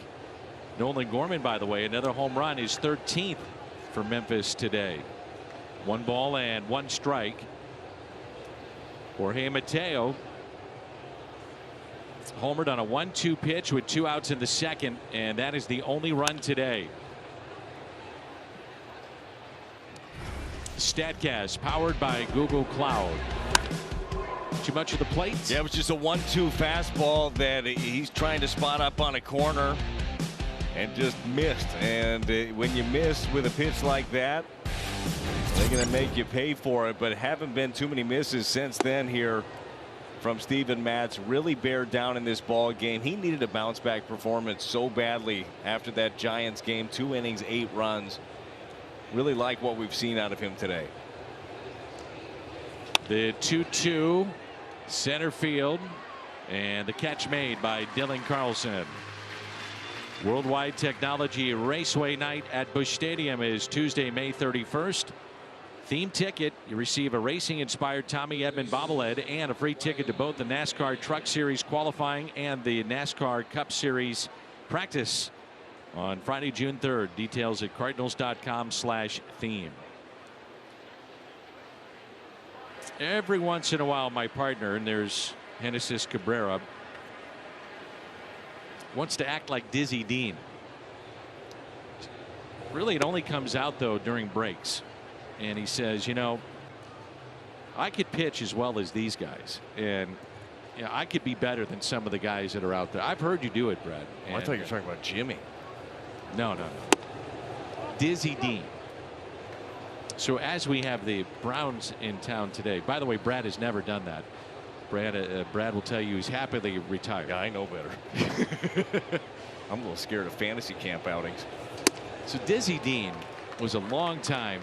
He got done playing and then he was an announcer for many, many years. So 6 years when he came out of the booth, he went into a game and pitched for the Browns in 1947. after he was complaining on the air that he could still pitch better than anyone the Browns had. And he did. He went out, threw a shutout for half a game, then tried to stretch a single into a double, slid in funny, back tightened up, and he was back to the booth. Well, he proved his point, though. He did prove his point. That's what I'm trying to say. So, you know, Mo, Gersh, Ali, if you need an inning or two, Brad is volunteering. Look, I'll say I'm available, but probably not able like Dizzy Dean was able to do. I'd just like to see Steven Matz continue to do what he's doing right there. You go ahead, because that looked pretty good right there. He's trying to get through 7, so 2 outs. He felt that this could be really a touch and go inning with Matz now at 91 pitches on the day. Yeah, hot day, coming off a rocky outing, solid through 6. You wonder, does Ollie bring him back out there again for the 7th? Well, he wants to see more. You keep going out there, keep doing your thing, and the response has been there thus far here for Steven Matz. So there's the lefty, Cionel Perez. Remember, Dickerson was on deck if a right-hander stayed in the game, but Perez, if he comes in, Albert could be your guy. And he has pitched extremely well for the bullpen of the Orioles.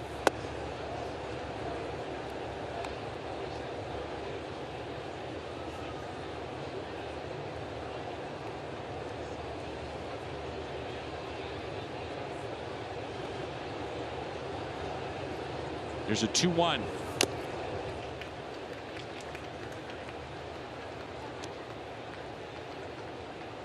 Ben Boom 0 for 2 with a pair of strikeouts against Matz, who has struck out 7. Allowed 5 hits, and the only run is the home run hit by Mateo back in the 2nd. The 2-2 popped up left side. Arenado giving chase along with O'Neill, and it drops as Nolan goes into the netting near the sidewall.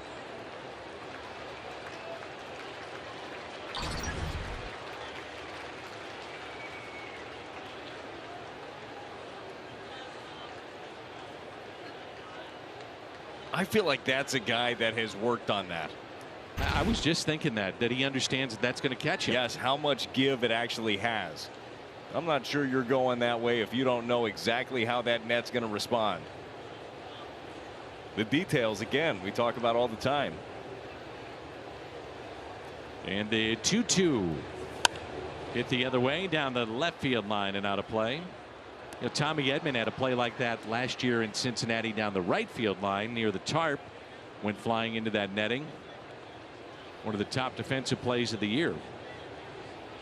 7 strikeouts by Matz, ties the most by a Cardinal starter this year, looking for number 8. And the 2-2 pitch hit out to deep right, hooking, and it is fair and gone. A solo home run, and it's 2-0 Baltimore.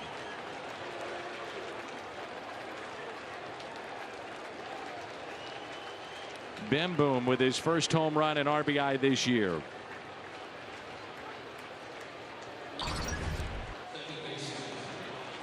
Breaking ball, spins up there and just misses his spot. You see Andrew Kisner looking for that thing away. Ends up in, and a couple of solo shots right now been the difference in this ball game. Mention how this inning could be touch and go, and you had the matchup there that you wanted. The lefty it struck him out twice after getting the first 2, and now a 2-0 Orioles lead. There's Chris Owings, who grounded out to third and struck out 0 for 2. The 1-0 pitch, a ball and a strike. A little anger right there maybe from Steven Matz. 97 on the gun. Owings is 1 for 9 with a couple of strikeouts against the Cardinal starter. Yeah, there's a little extra here with Owings for sure. You get Hicks going tomorrow. Not sure how deep he could go. You're trying to save your bullpen as much as you can and get one more inning out of him. Donovan bare hands, or rather backhands, and no chance to get him with the speed of Owings, and that may be it after the home run and now an infield hit.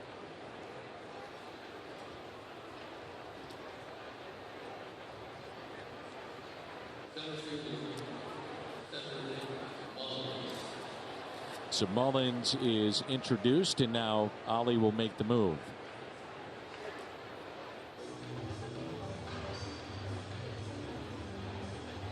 Well, all in all for Matz, that's the response you want to see. A couple of solo shots, and time for Cabrera and the offense to get to work.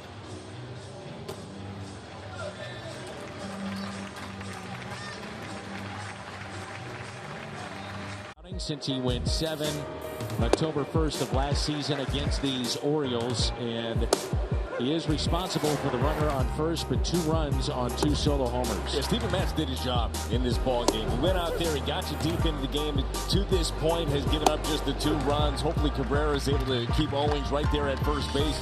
That's exactly what you wanted to see out of Matz, though. Come in, pump strikes, get deep into a ball game, give you a chance to win.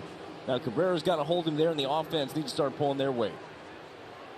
The offense today, just 3 hits. Genesis Cabrera pitched on the 8th against San Francisco and gave up a home run. And he'll get the top of the lineup here. Cedric Mullins, who is hitless today, grounded out to first, popped out to second, and lined out to left. Owings, your runner at first base with 2 down.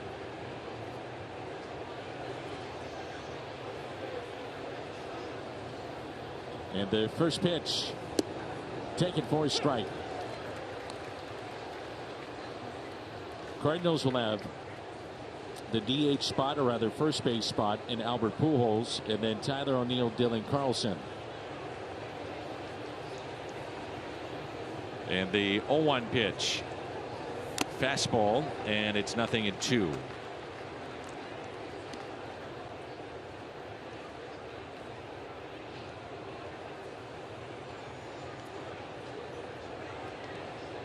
So season high in pitches for Matz at 101.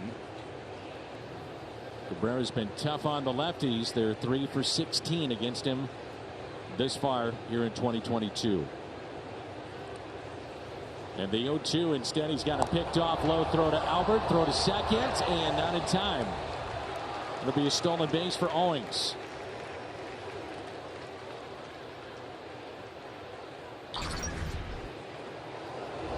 As soon as that throw was there, Owings can move it anyhow. Really good jump, almost halfway there. As soon as that ball gets to Albert, had no chance. Forget about that guy, though. Get the guy at the plate. You're in command right now. 0-2. Orioles are 0 for 2 with runners in scoring position. 3 for 14 in the series. They've left 16 on. Today they've left 4. Cardinals with a shift on the right side. And the 0-2 pitch. Cabrera to Mullins. Lined into right field and a base hit. Yepez charging. And the throw is not in time, and it's 3-0 Baltimore. On an 0-2 pitch, a base hit by Mullins as he drives in his 15th.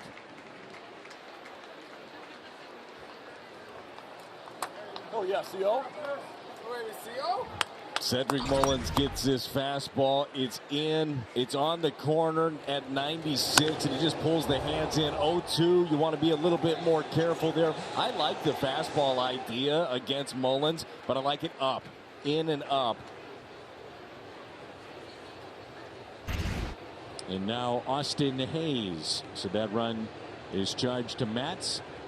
Close the book on Steven as he allows 3 runs.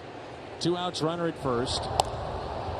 The throw is at the chest of Albert Pujols. They probably pick off Chris Owings. Yes.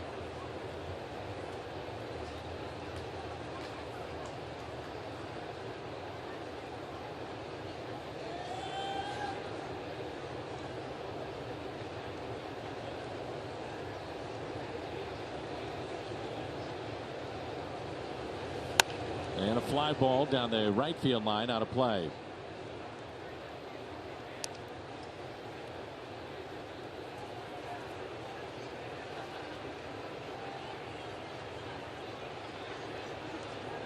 Came in hot. Cardinals have kept him in check. 0 for 12 this series.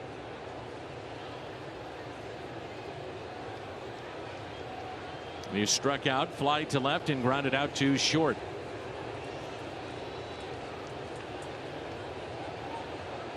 And the 0-1 pitch.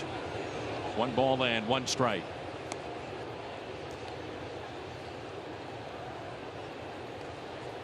Right-hander has joined Cionel Perez in the bullpen for Baltimore. Orioles will head to Detroit after this game. Runner goes, and it's slowly hit. And Cabrera takes it himself and tags out Hayes. Time to stretch. Day baseball here in St. Louis. Orioles on top 3-0.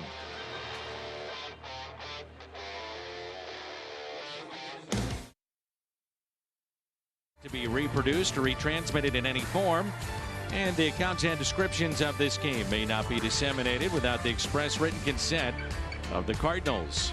Statue of George Sisler, the greatest Brownies. He had an average of over 400 for 3 straight years. Cabrera got the hand of Austin Hayes trying to go for the bag, and they tend to him. Still has not taken his position in right field. Also, George Sisler, the first ever MVP in baseball, was in 1922. Well, Tate warming up, and Dickerson is at the on-deck circle. We still wait on Austin Hayes. Yeah, that looked painful. Cabrera really made the only move on that play that he could. He busted hard to make sure he got over there to first base. Had to try to apply the tag, but ended up just stepping on that hand of Hayes.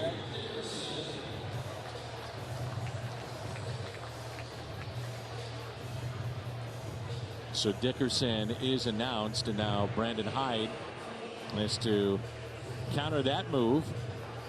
So you get Pujols out, you get Dickerson in, and Cionel Perez will come in to face Corey Dickerson.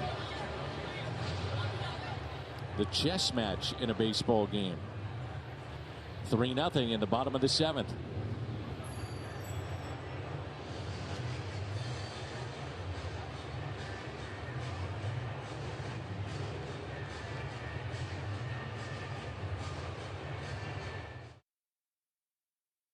For the Ozzie Smith Funko Pop.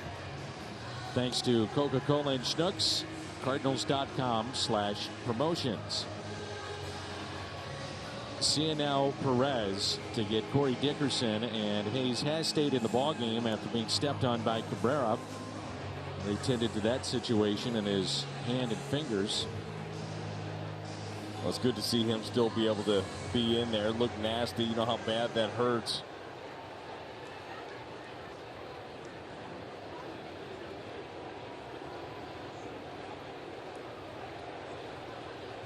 So here is Dickerson for Pujols, and then O'Neill and Carlson. The best chance the Cardinals had in this game was back in the 4th with the bases loaded, and O'Neill struck out. Not a lot of offense. Cardinals with just 3 hits. They have left 4 men on base. Gateway Honda home run inning. Cardinals hit a home run. The Gateway Honda dealers donate $1,000 to the Make-A-Wish Foundation of Missouri.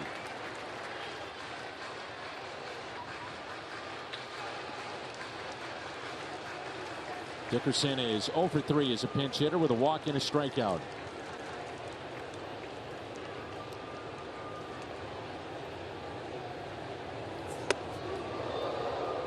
Perez has started this season 11 consecutive scoreless outings. 1 of 5 left in baseball among the relievers to be able to lay claim to that. Another one is Josh Hader of Milwaukee. That's not shocking. No, sir. Hear him on that list. The Cardinals starting play today. 2 back of the Brewers. They're 20-12. Cardinals at 17-13.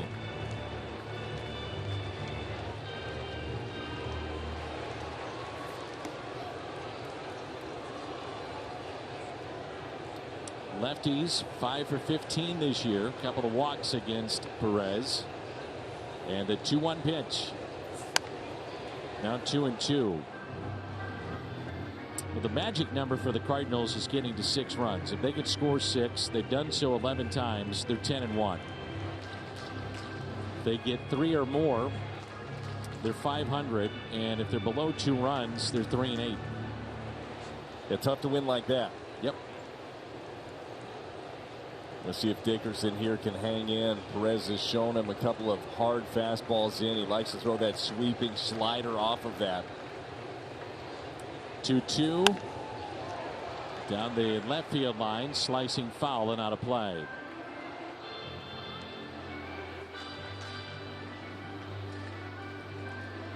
It has been odd, though, to see a team that can bust out like they did last night and then come back the next day and have just 3 hits, no runs. Game 1 they were shut down, 11 strikeouts in the lineup. That consistency is the name of the game, and it's hard to come by. And you're going to have days like that. You're going to have huge offensive outputs, but you just got to figure out different ways to be able to manufacture on days where you just, and maybe offensively you can't put it all together. Do you shoot one through a shift? Can you shorten up your swing a little bit and make something happen? Can you battle against a tough reliever like this and figure out a way somehow to get on? Pitch number 7 coming up. Perez against Dickerson. A lot of room in the gap in right center. And the 2-2. Here it comes. Ouch. That got him. So he's hit by the pitch.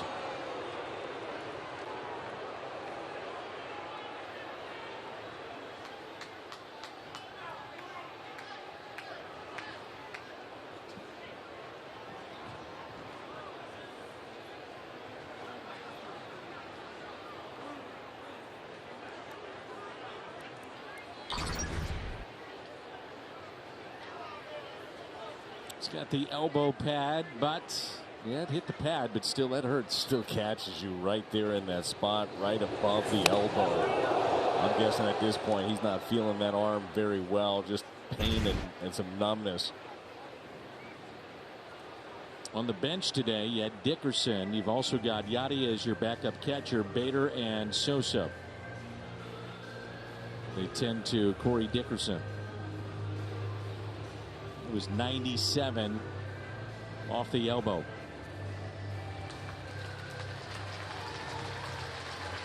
Good to see him back up.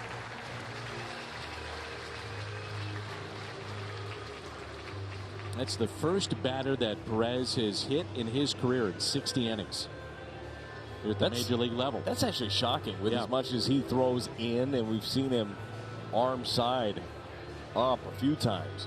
Or you think with a right-hander that sweeping breaking ball would catch the back leg. It was bound to happen at some point, and maybe that is the thing. We were talking about somehow, some way, not that you're ever trying to get hit with 97 off the elbow, but you're figuring out different ways to be able to get on base.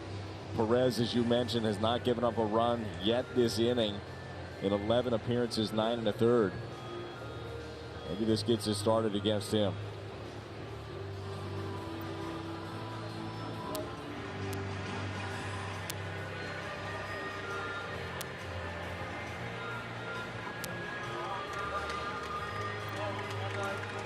Chris Conroy of the medical team of the Cardinals tending to Dickerson, and he will stay in the game.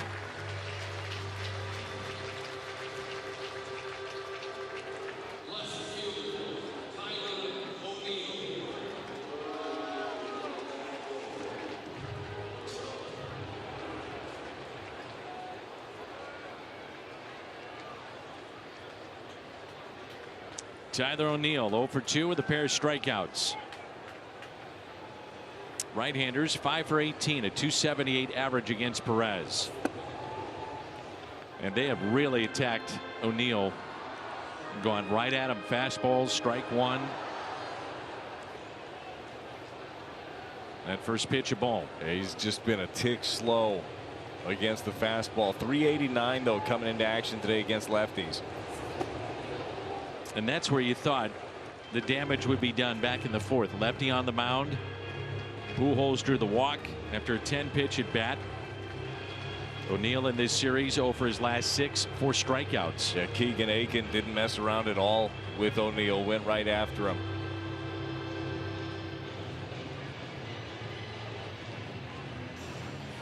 While we have a moment, quick word from Ryan Kelly. Ryan Kelly. Can you believe this guy started his business like that, just knocking on doors? Now he's the best in the industry. Ryan Kelly, the HomeLoanExpert.com.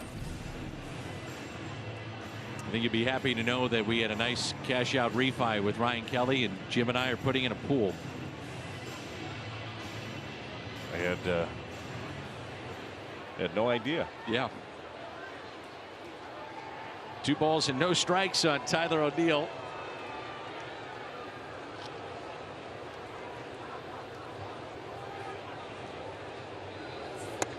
Check swing. Did not go. 3-0.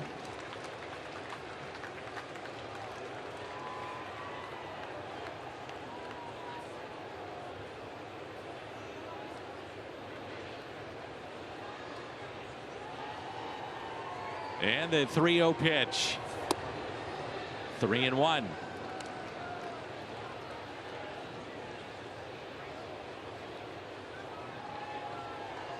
All right, this is the spot right here. If you get the fastball, it can't be late on it. And a 3-1. Ground ball left side. Out there in the turn. Out. Double play.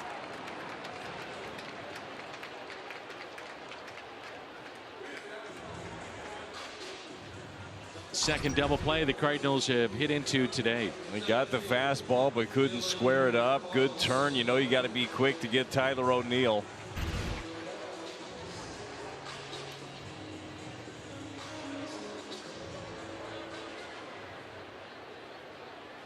Carlson has struck out and grounded out to third.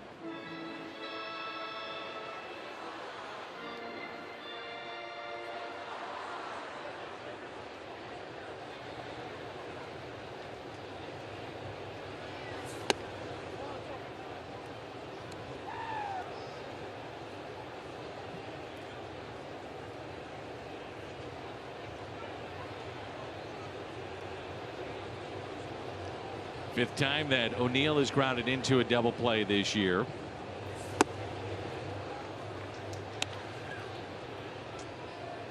And last year he had a total of 8 in 537 plate appearances.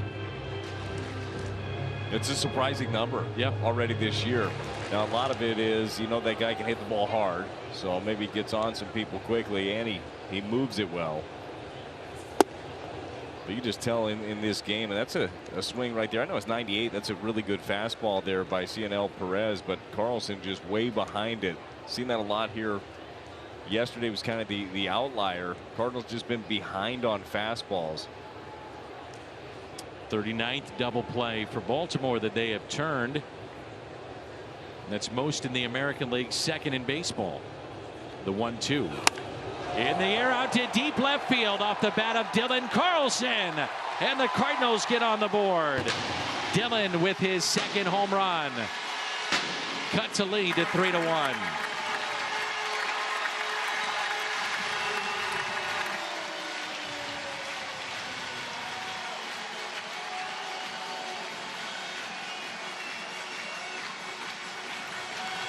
Second home run, 9th driven in by Dylan Carlson. Gateway Honda dealers donate $1,000 to the Make-A-Wish Foundation thanks to that home run. The pitch prior, Perez got a fastball by him, late swing. This one center cut at 98 miles an hour, and he deposits it. Starting to see those signs of life for Dylan Carlson. Is heated up. 7-game hit streak now for Carlson. Up and in.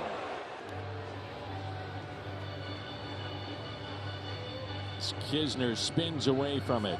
Single to left and struck out.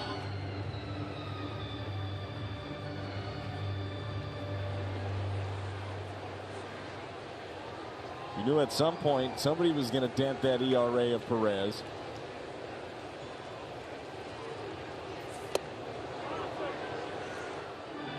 count of 2-0.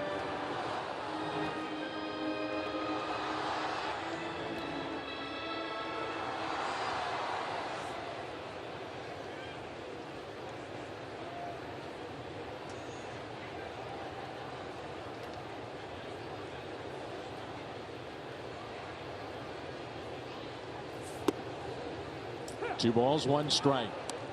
Yeah, I'm with you. We are starting to see some signs both sides of the plate with Dillon. You need them. I mean, these are no doubt are pivotal pieces. I look at the two corner outfield spots on a normal day. O'Neill in left, Carlson in right. Those are your keys to your offense.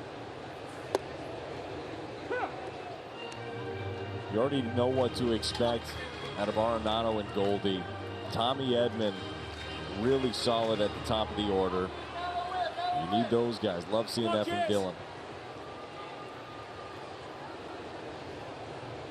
Donovan on deck. 2-2 the count here on Kisner. Cardinals have homered in 8 straight games with that blast by Dylan Carlson.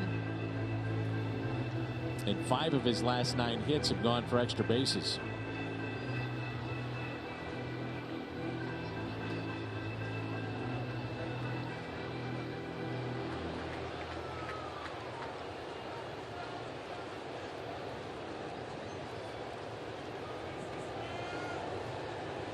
The 2-2 fouled back. It was Carlson's first home run against the lefty this year.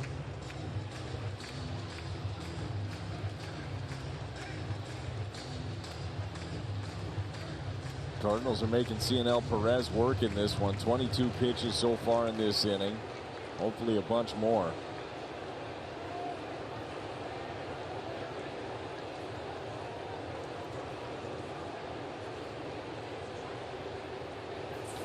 And a grounder foul.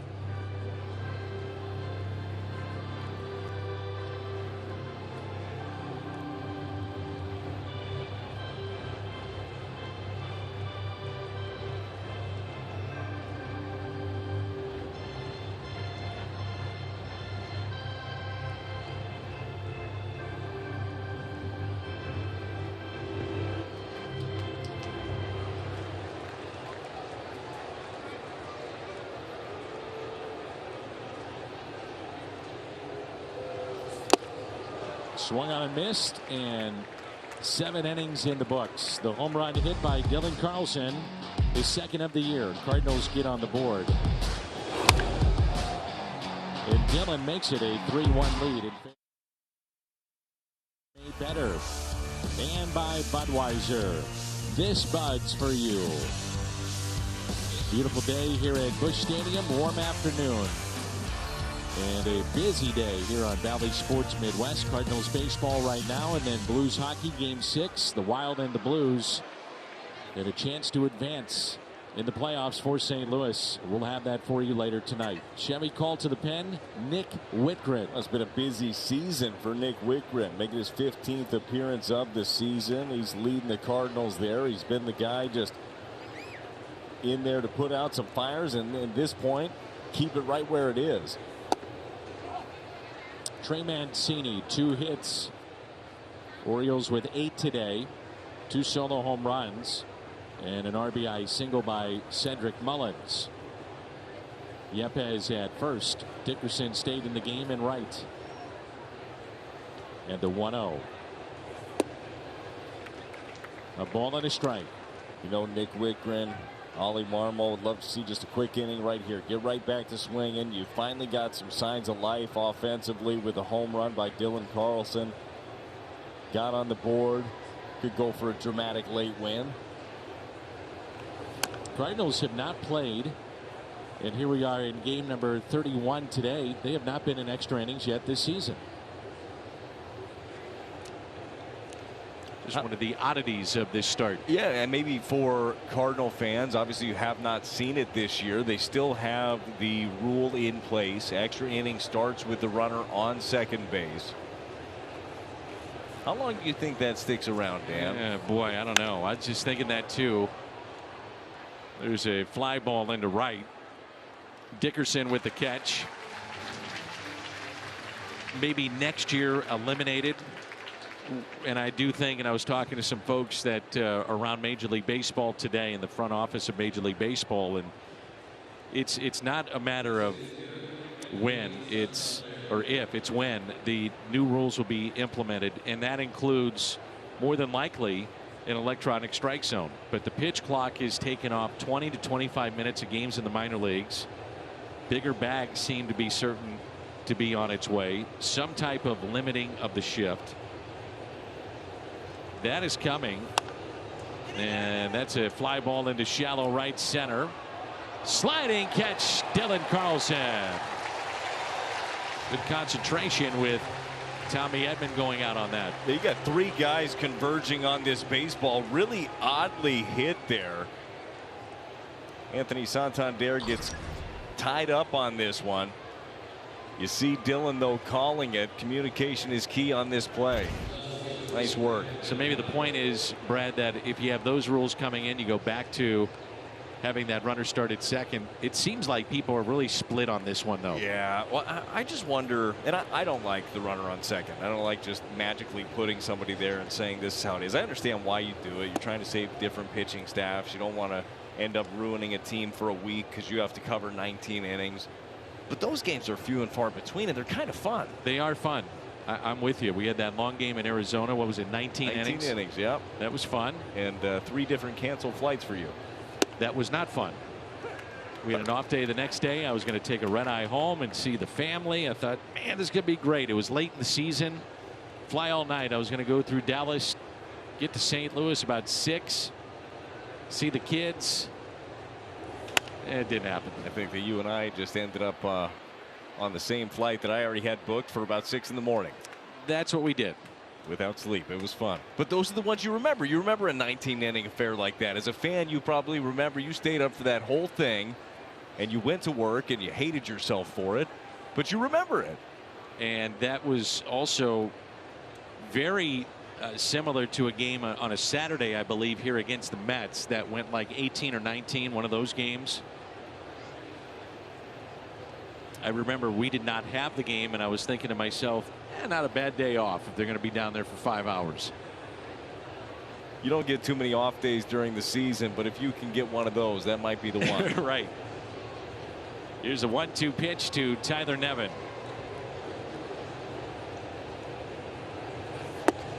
As you're talking about implementing these rules too, Dan, I just wonder like how quickly do you just go all in? It's like, all right, we're doing electronic strike zone. We're going no shift. We're going pitch clock. We're doing it all. I think so. It's a lot. And again, there's now a committee, owners, players, and umpires to come together, and they don't have to wait for a year to implement the rules if they want them in next year. Off the plate. And it's 2-2. I like that. I do too. You got to have the perspective of the players. They're the ones that have to do it. The umpires, obviously, the ones that have to enforce it. Owners have a say, so let everybody have a voice. Well, you know what else I think is important? Don't be afraid to admit a mistake. Yeah. You try something, it doesn't work, who cares? Grounder. Arenado to Yepez. And a 1-2-3 for Whitgren.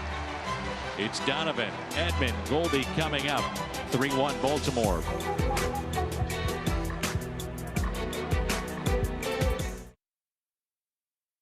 Chevy called to the pen. Joey Crable. And he comes in here in the bottom of the 8th with the Orioles leading by the score of 3-1 in the rubber game of this 3-game set. Baltimore and St. Louis. Cardinals lone run. A solo home run hit by Dylan Carlson. Ben Boom a solo home run along with Mateo.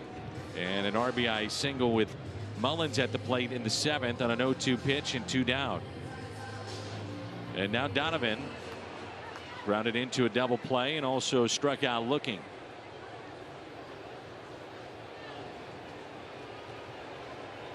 And to get some of that magic from yesterday. What a day it was for Donovan. On base 4 times, a couple of doubles, a walk, hit by a pitch. The young guys were flying yesterday. And the first pitch is a strike. Pitched in game 1. Crable had an inning, 1 hit, 14 pitches, 10 of which were strikes. And the 0-1 pitch to Brendan Donovan. Inside, and it's 1-1.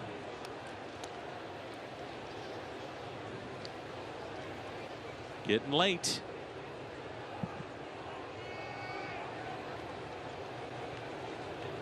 A ball and a strike on the Cardinals shortstop, Donovan.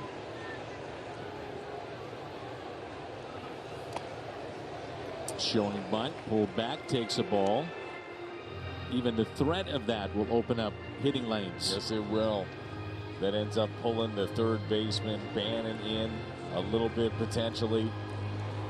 If he drops one down, I mean, you keep it anywhere away from Crable, that's a knock. 2-2.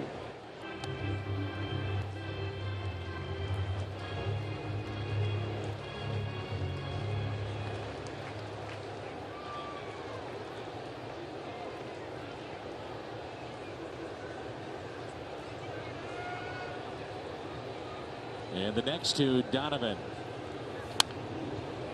We'll do it again.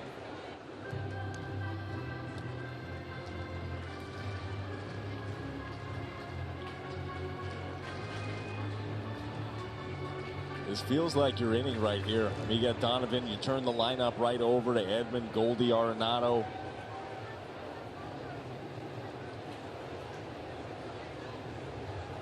And the next from the Orioles, right-hander, just off the plate. Good eye, and now the count runs full with Tommy Edman on deck. So still that top of the lineup is, you mentioned, Edman and Goldie this inning. If anybody can get on and extend it, Arenado. The 3-2 pitch.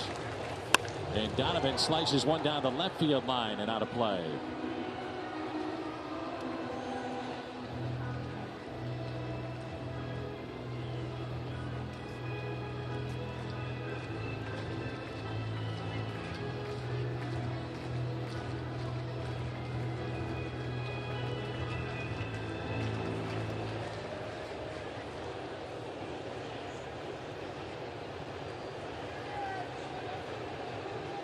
And the 3-2 missed inside, and the tying run will come to the plate. Very good at bat there by the rookie Donovan. Tough pitch to take. And he's on base for the first time. And now Tommy Edman. Well, we've seen a lot of that from Donovan already early in his career. He'll foul off some tough pitches, does have a good idea of his strike zone, and finds himself on first base. Edman is fly to center. A single to left, and then was robbed by the shortstop Mateo.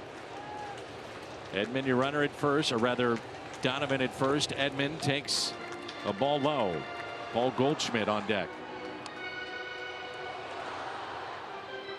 Innings 7 through 9 is when he does a lot of damage. Hitting .467. The 7th inning or later. And the 1-0 pitch to Tommy. That's impressive. You think about inning 7, 8, 9. Team that has a lead. They're coming with their best and then a closer. And he's 14 for 30. Yeah, those are the guys you want to have around. There's some in the game and around the game. And I would think generally more analytically driven people that don't believe in the concept of clutch. And guys that step up in big moments. I think you're absolutely crazy. You can't measure it, and it's guys that want the ball hit to them when the game is on the line. They want the ball in their hands with a chance to close it out, or they want to be at the plate. Yeah, just the situation doesn't change for them. They're able to just keep that steady pace, that steady heartbeat. It's not about necessarily elevating in those moments. It's being the same. And the 2-0 way outside. 3 balls and no strikes. Well, you look at this Donovan at bat, and even though the game was 10-1 the final yesterday, remember the at bat that he had midway through, and the game was much closer than the final score, and he grinded through that one. And this at bat by Donovan could loom large. The 3-0 and a strike. Well, that at bat you were talking about in the fourth inning. Right after that, it was Tommy Edman had an RBI base hit. It was Paul Goldschmidt that followed that up with a double off the wall that drove in 2. Then another double by Nolan. All of that with 2 outs because that guy kept the inning alive. The 3-1. Good changeup now, 3-2. Cardinals have hit into 2 double plays. And the Orioles, the American League leaders in double plays, turn.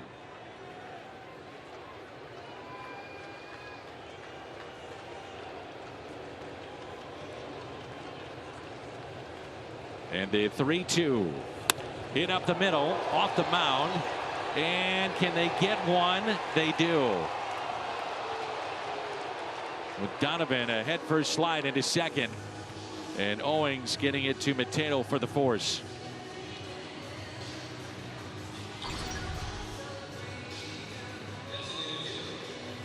So it was off the arm or glove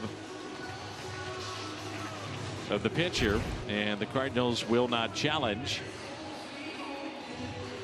And it brings in Goldie. Hitless today with a couple of strikeouts.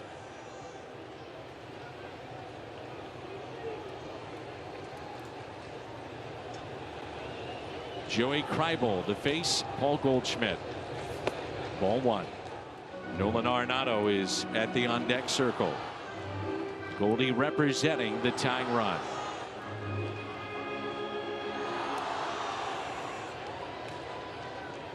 Kreibel, his go-to pitch against right-handers, really likes that slider. Leave one of those up to Goldie. You got yourself a tie ball game.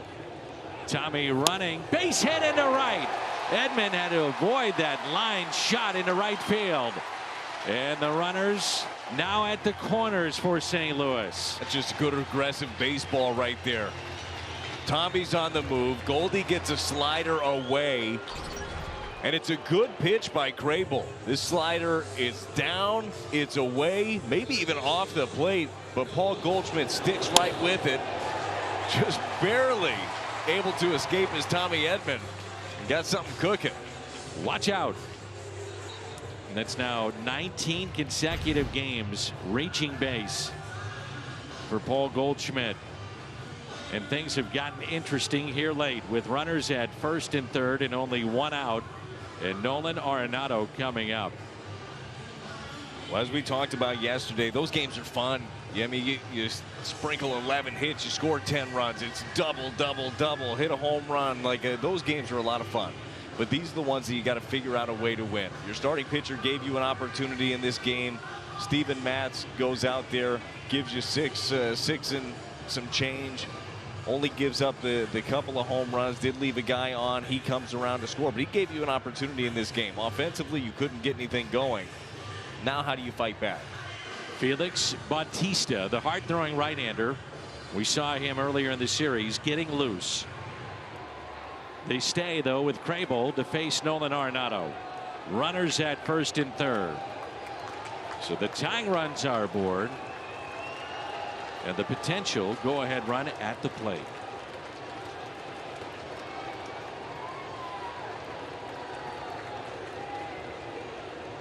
The first pitch. Ball 1. Arenado was robbed his first time up by Bannon down at third, playing in his first major league game. Lined out to right, then doubled inside the third base line. Leads all of baseball in extra base hits. And the 1-0. Instead, a check on Goldie. You have to keep an eye on him. I'm sure that was part of the conversation, is that if you're not paying attention, that guy will swipe a bag.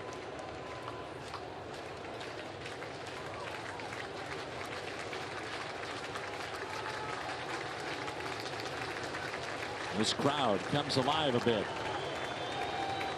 And a hot day here in St. Louis. The 1-0. Arenado with a fly ball out to left. Edman will tag and score. Nolan has driven in 26, and now it's a 1-run game. Would assume they go to Bautista here. We'll see. Nolan ends up getting the job done. A pitch he just missed. It was a backup slider by Crable, but got plenty of it to get it out in the outfield and get Tommy Edman in. And we will have a pitching change. Bautista hit triple digits the other night to face the rookie Juan Yepez. The Cardinals have cut into the lead. It's now 3-2 in the home half of the 8th. Routes. That's their game plan, and the Cardinals have different ideas. Chevy called to the pen, and one of the hottest hitters in their lineup is Juan Yepez.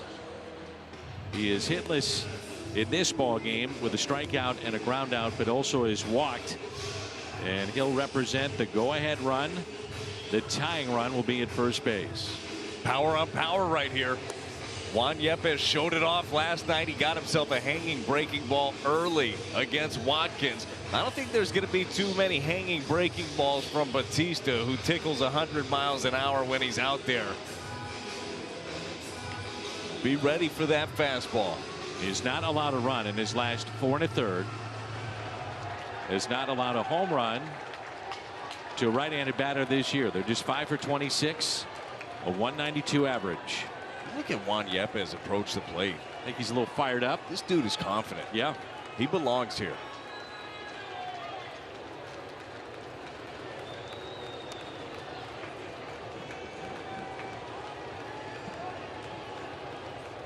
Two outs, runner at first, and the first pitch to Juan Yepez. The check swing did not go. Ball 1. Like I said, be ready for that slider. Well, Yepez was thinking the same thing. Here comes a fastball. Geared up. Saw that thing away, though, able to check it. You have to. I mean, you got to be able to get those hands moving very quick. He's throwing 98 to 100 plus.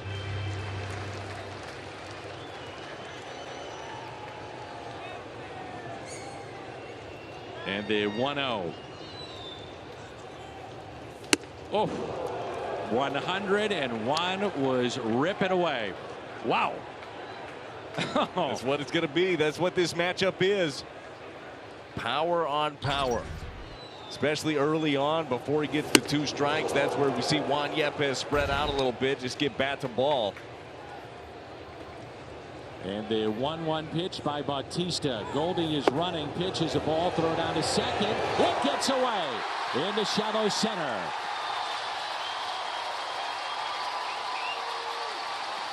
The tying run 90 feet away. How about that? Paul Goldschmidt picks his spot right there. Picks a good one. The ball kicks off. And all of a sudden this changes exactly how Bautista really wants to go after Juan Yepez, because that's the slider again. That's 2 sliders in the at-bat.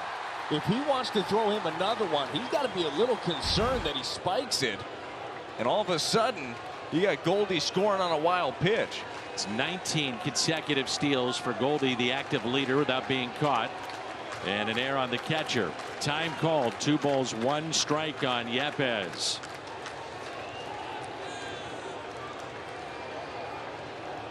The Cardinals trying to tie it. The 2-1. 3-1. Corey Dickerson at the on-deck circle.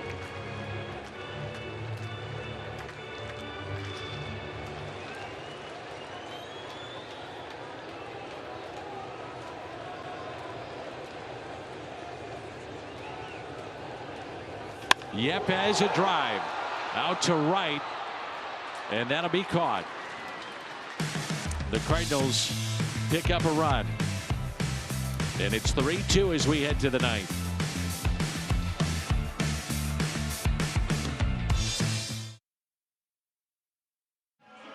And it's 3-2 Orioles. Budweiser plays in the game. The home runs hit, and that was on a 1-2 pitch. Back the second inning by Jorge Mateo, and then Ben Boom would go deep down the right field line. They would add another one after that. They led it 3-0, and now the Cardinals have come back with 2 runs. It's 3-2. By the way, Paul Goldschmidt passed Orlando Cepeda, third all-time in stolen bases among primary first basemen. 143. Jeff Bagwell at 201, the all-time leader. Chevy called to the pen, Giovanni Gallegos. I think when too many people hear Jeff Bagwell, you would think that he'd be the all-time leader at the position, but that guy was an athlete. Oh, big time. It was tough watching him throw at the end, but he could still hit. Yeah. Well, Giovanni Gallegos tasked to keep this game right where it is. Finally, some signs of life from this Cardinals offense, making it close. These are the games. These are the ones that you scrape out and win. And this is a series ultimately coming into. I feel like you really should take 2 of 3. Going to have a chance late. It's Mateo, 1 for 3 with that home run. Ryland Bannon and Bim Boom against Giovanni Gallegos. And the first pitch to Mateo. Off the plate, ball 1. Cardinals looking ahead to the bottom of the 9th. We'll have Corey Dickerson, Tyler O'Neill, and Dylan Carlson.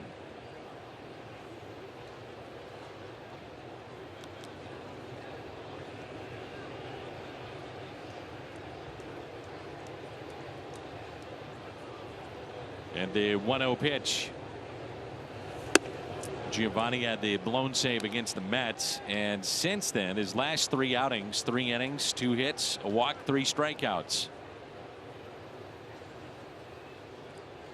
You're going to have those ones as a reliever. I don't care how good, how consistent you've been, and Giovanni Gallegos has been among the most consistent relievers in the game the last couple of years. You're going to have those clunkers. How do you bounce back from them? Pretty darn well. Yeah. That one was self-inflicted with him not covering the bag at first. There you go, 2-1. I got a feeling we won't see Gio make that mistake again. All it takes is that split second of you becoming a spectator. It ended up burning him. Dom Smith at the plate, left-handed batter, and pulled it to Goldie, who made a fine play. The 2-1. Off the end of the bat. Going out, it is Donovan, and makes the catch. Brendan has handled himself just fine at short. He has. He has. That is a difficult play right there. You see Brendan Donovan pointing up to the sky. The sun is right in your eye. He was shading it well with his glove, blocking it, and makes a play. Good job by Giovanni Gallegos to get right back into the count, get the out with the slider. So the first out, and now Bannon singled in his first major league at bat to left. Fly to right with 2 runners on, and struck out swinging in the 7th inning. Yeah, eventful day for Bannon. Makes the web gem on Nolan Arenado in the first.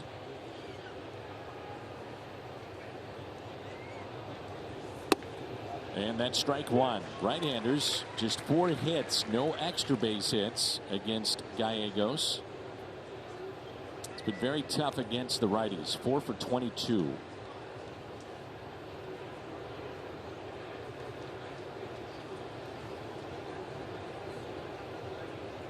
A 1 pitch to Bannon. On its way.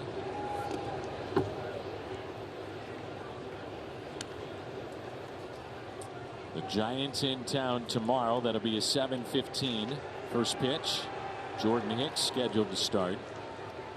Saturday 1:15 Dakota Hudson, and then Sunday Night Baseball. I would imagine it's Adam Wainwright. Nice to have that guy back in the fold, isn't it? Sure is. And the 1-1 pitch. Then the Cardinals head to New York, and that has the potential to be a really fun series because of the fireworks that took place here in St. Louis just a couple of weeks ago. They get some bad blood early in this season. You got the Mets for 4, and then Pittsburgh. And the Cardinals will come back and have 3 teams visit Busch Stadium. The 2-1.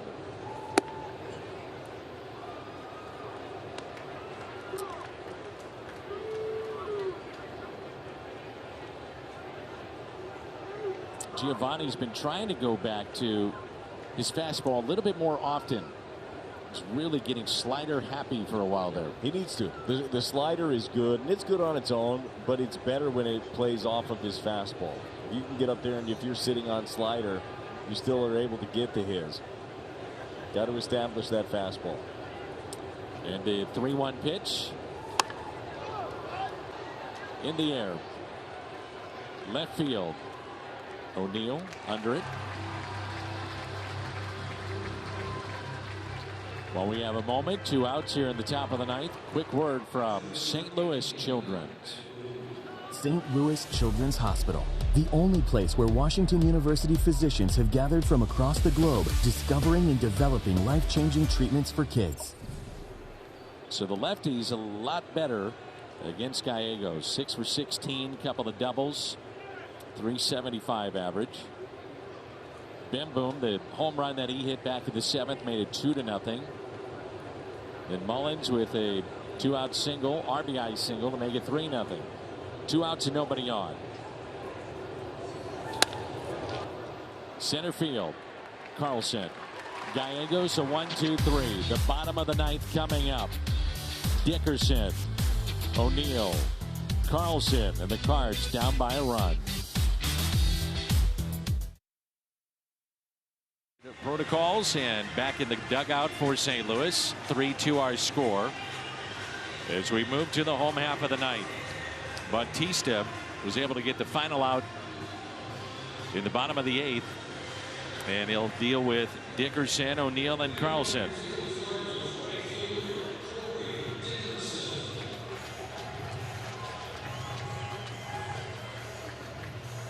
Dickerson hit by a pitch back in the 7th and was down for a bit. Got him on the right elbow, even where the guard is there, but went down and clearly caught him at a tough spot. But he stuck in there and took over in right field. Yeah, it looked like it caught him. There has to be a bend in that, so you can bend your arm, obviously. And it looks like it caught him right on the bend in the soft spot of that pad. But glad that he's all right, and hopefully he can get something going here. This team is due. They're due for a walk-off. We haven't had one yet this year, Dan. Big time. And the first pitch is strike. Bautista had 11 saves last year in the minors, as he made the jump from high A to double A to triple A, and here he is in the major leagues. You can see why with that big arm. Yeah, that'll get you somewhere quick. And the 0-1, 0-2, picked up career save number 1 in game 1 of this season at the major league level. Not sure you should be able to throw a split finger as well. A pretty good one right there from Bautista. And he mixes in the slider and then hits triple digits with the fastball. As Dickerson at 0-2.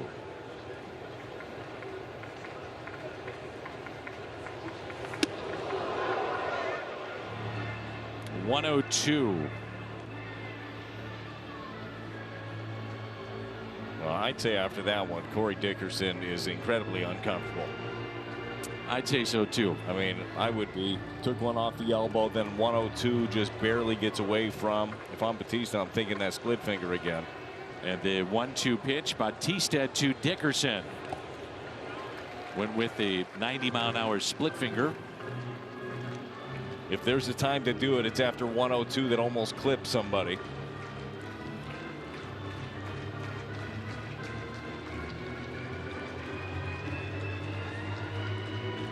Maybe guess a little early, start the swing a little bit earlier, and see if you can't connect and tie this game up.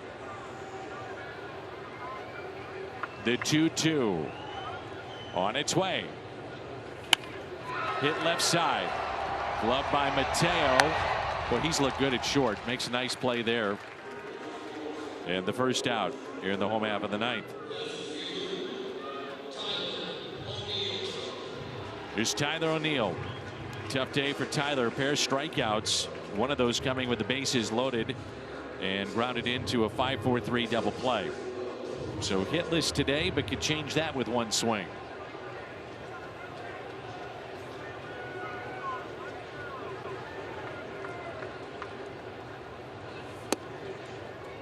And it's ball 1. Dylan Carlson, who is homered, is at the on-deck circle.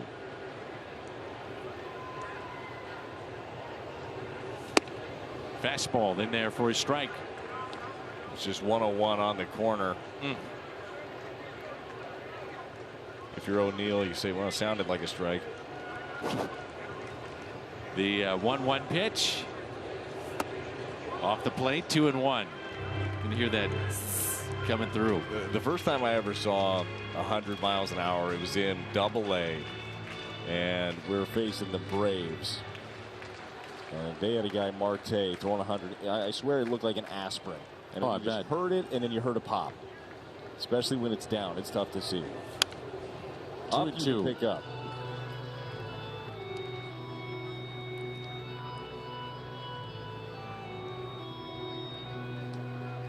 Two and 2 the count. Pitch number 15 coming up from Bautista. The next to O'Neill. Here it comes.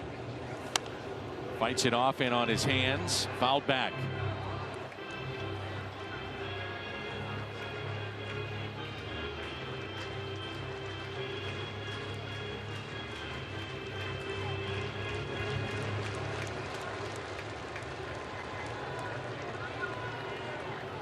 Another 2-2 pitch to Tyler O'Neill. Ground ball foul.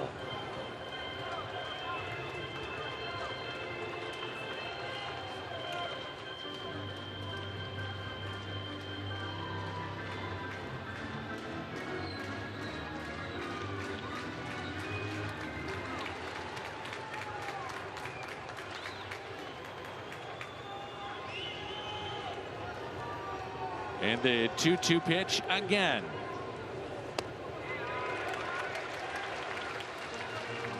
A slider that just did not go exactly where Bautista wanted it. That thing comes out of his hand early. I really think right now you're probably doing Tyler O'Neill a favor if you end up throwing him that slider, especially if you have a tendency to miss arm side.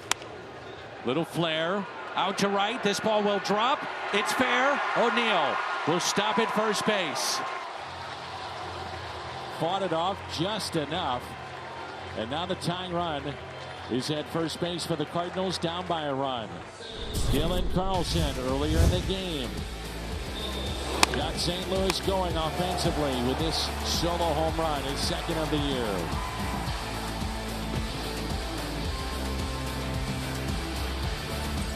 Well, you're just asking for a chance, and they have one. That's it. You fight all day long. Offense slow to come by early on in this ball game, but you find yourself here in the ninth with an opportunity to win.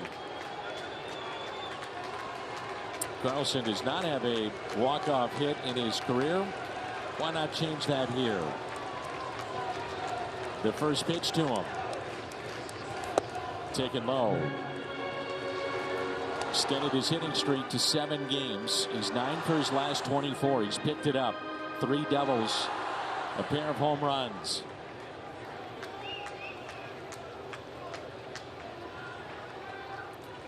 The outfield is deep.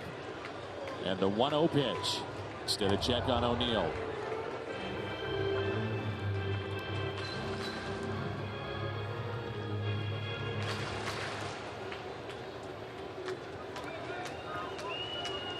Tying run at first base, Tyler O'Neill. Here's a 1-0.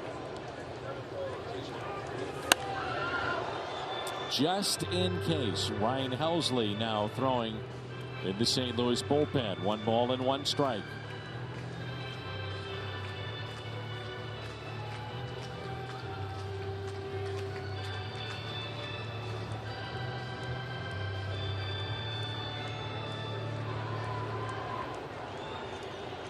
Kisner on deck.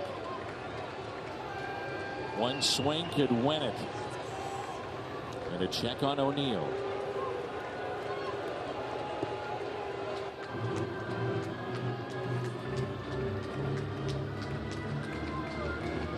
And the Cardinals have some late innings drama. Yes, they do. And can they come through as O'Neill is back in safely? Bautista and the Orioles very concerned about Tyler O'Neill. That's fine with me. Go ahead and be concerned about the wrong thing. Miss a spot to Dylan. And the 1-1 pitch to Dylan Carlson. Good take. Brandon Hyde has seen his team play much better baseball here recently. Cardinals, after a hot start, have been right around 500. Some anxious moments on both sides.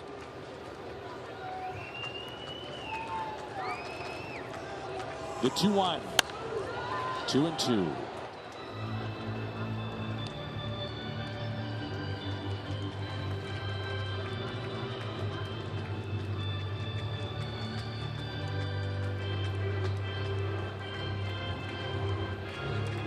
Dylan Carlson, 2 balls, 2 strikes. The speed of O'Neill at first base.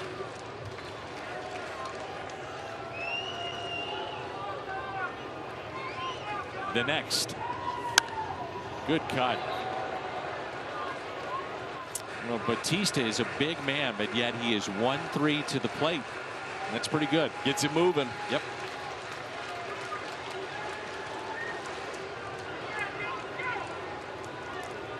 This will be his 24th pitch. He got the final out in the 8th and now trying to get the final 3 outs. He got Dickerson, then the base hit by O'Neill. The 2-2 to Carlson.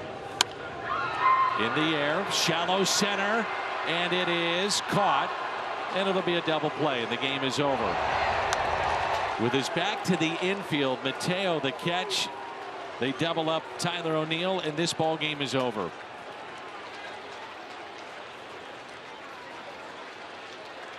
And the Orioles come into St. Louis and win 2 of 3.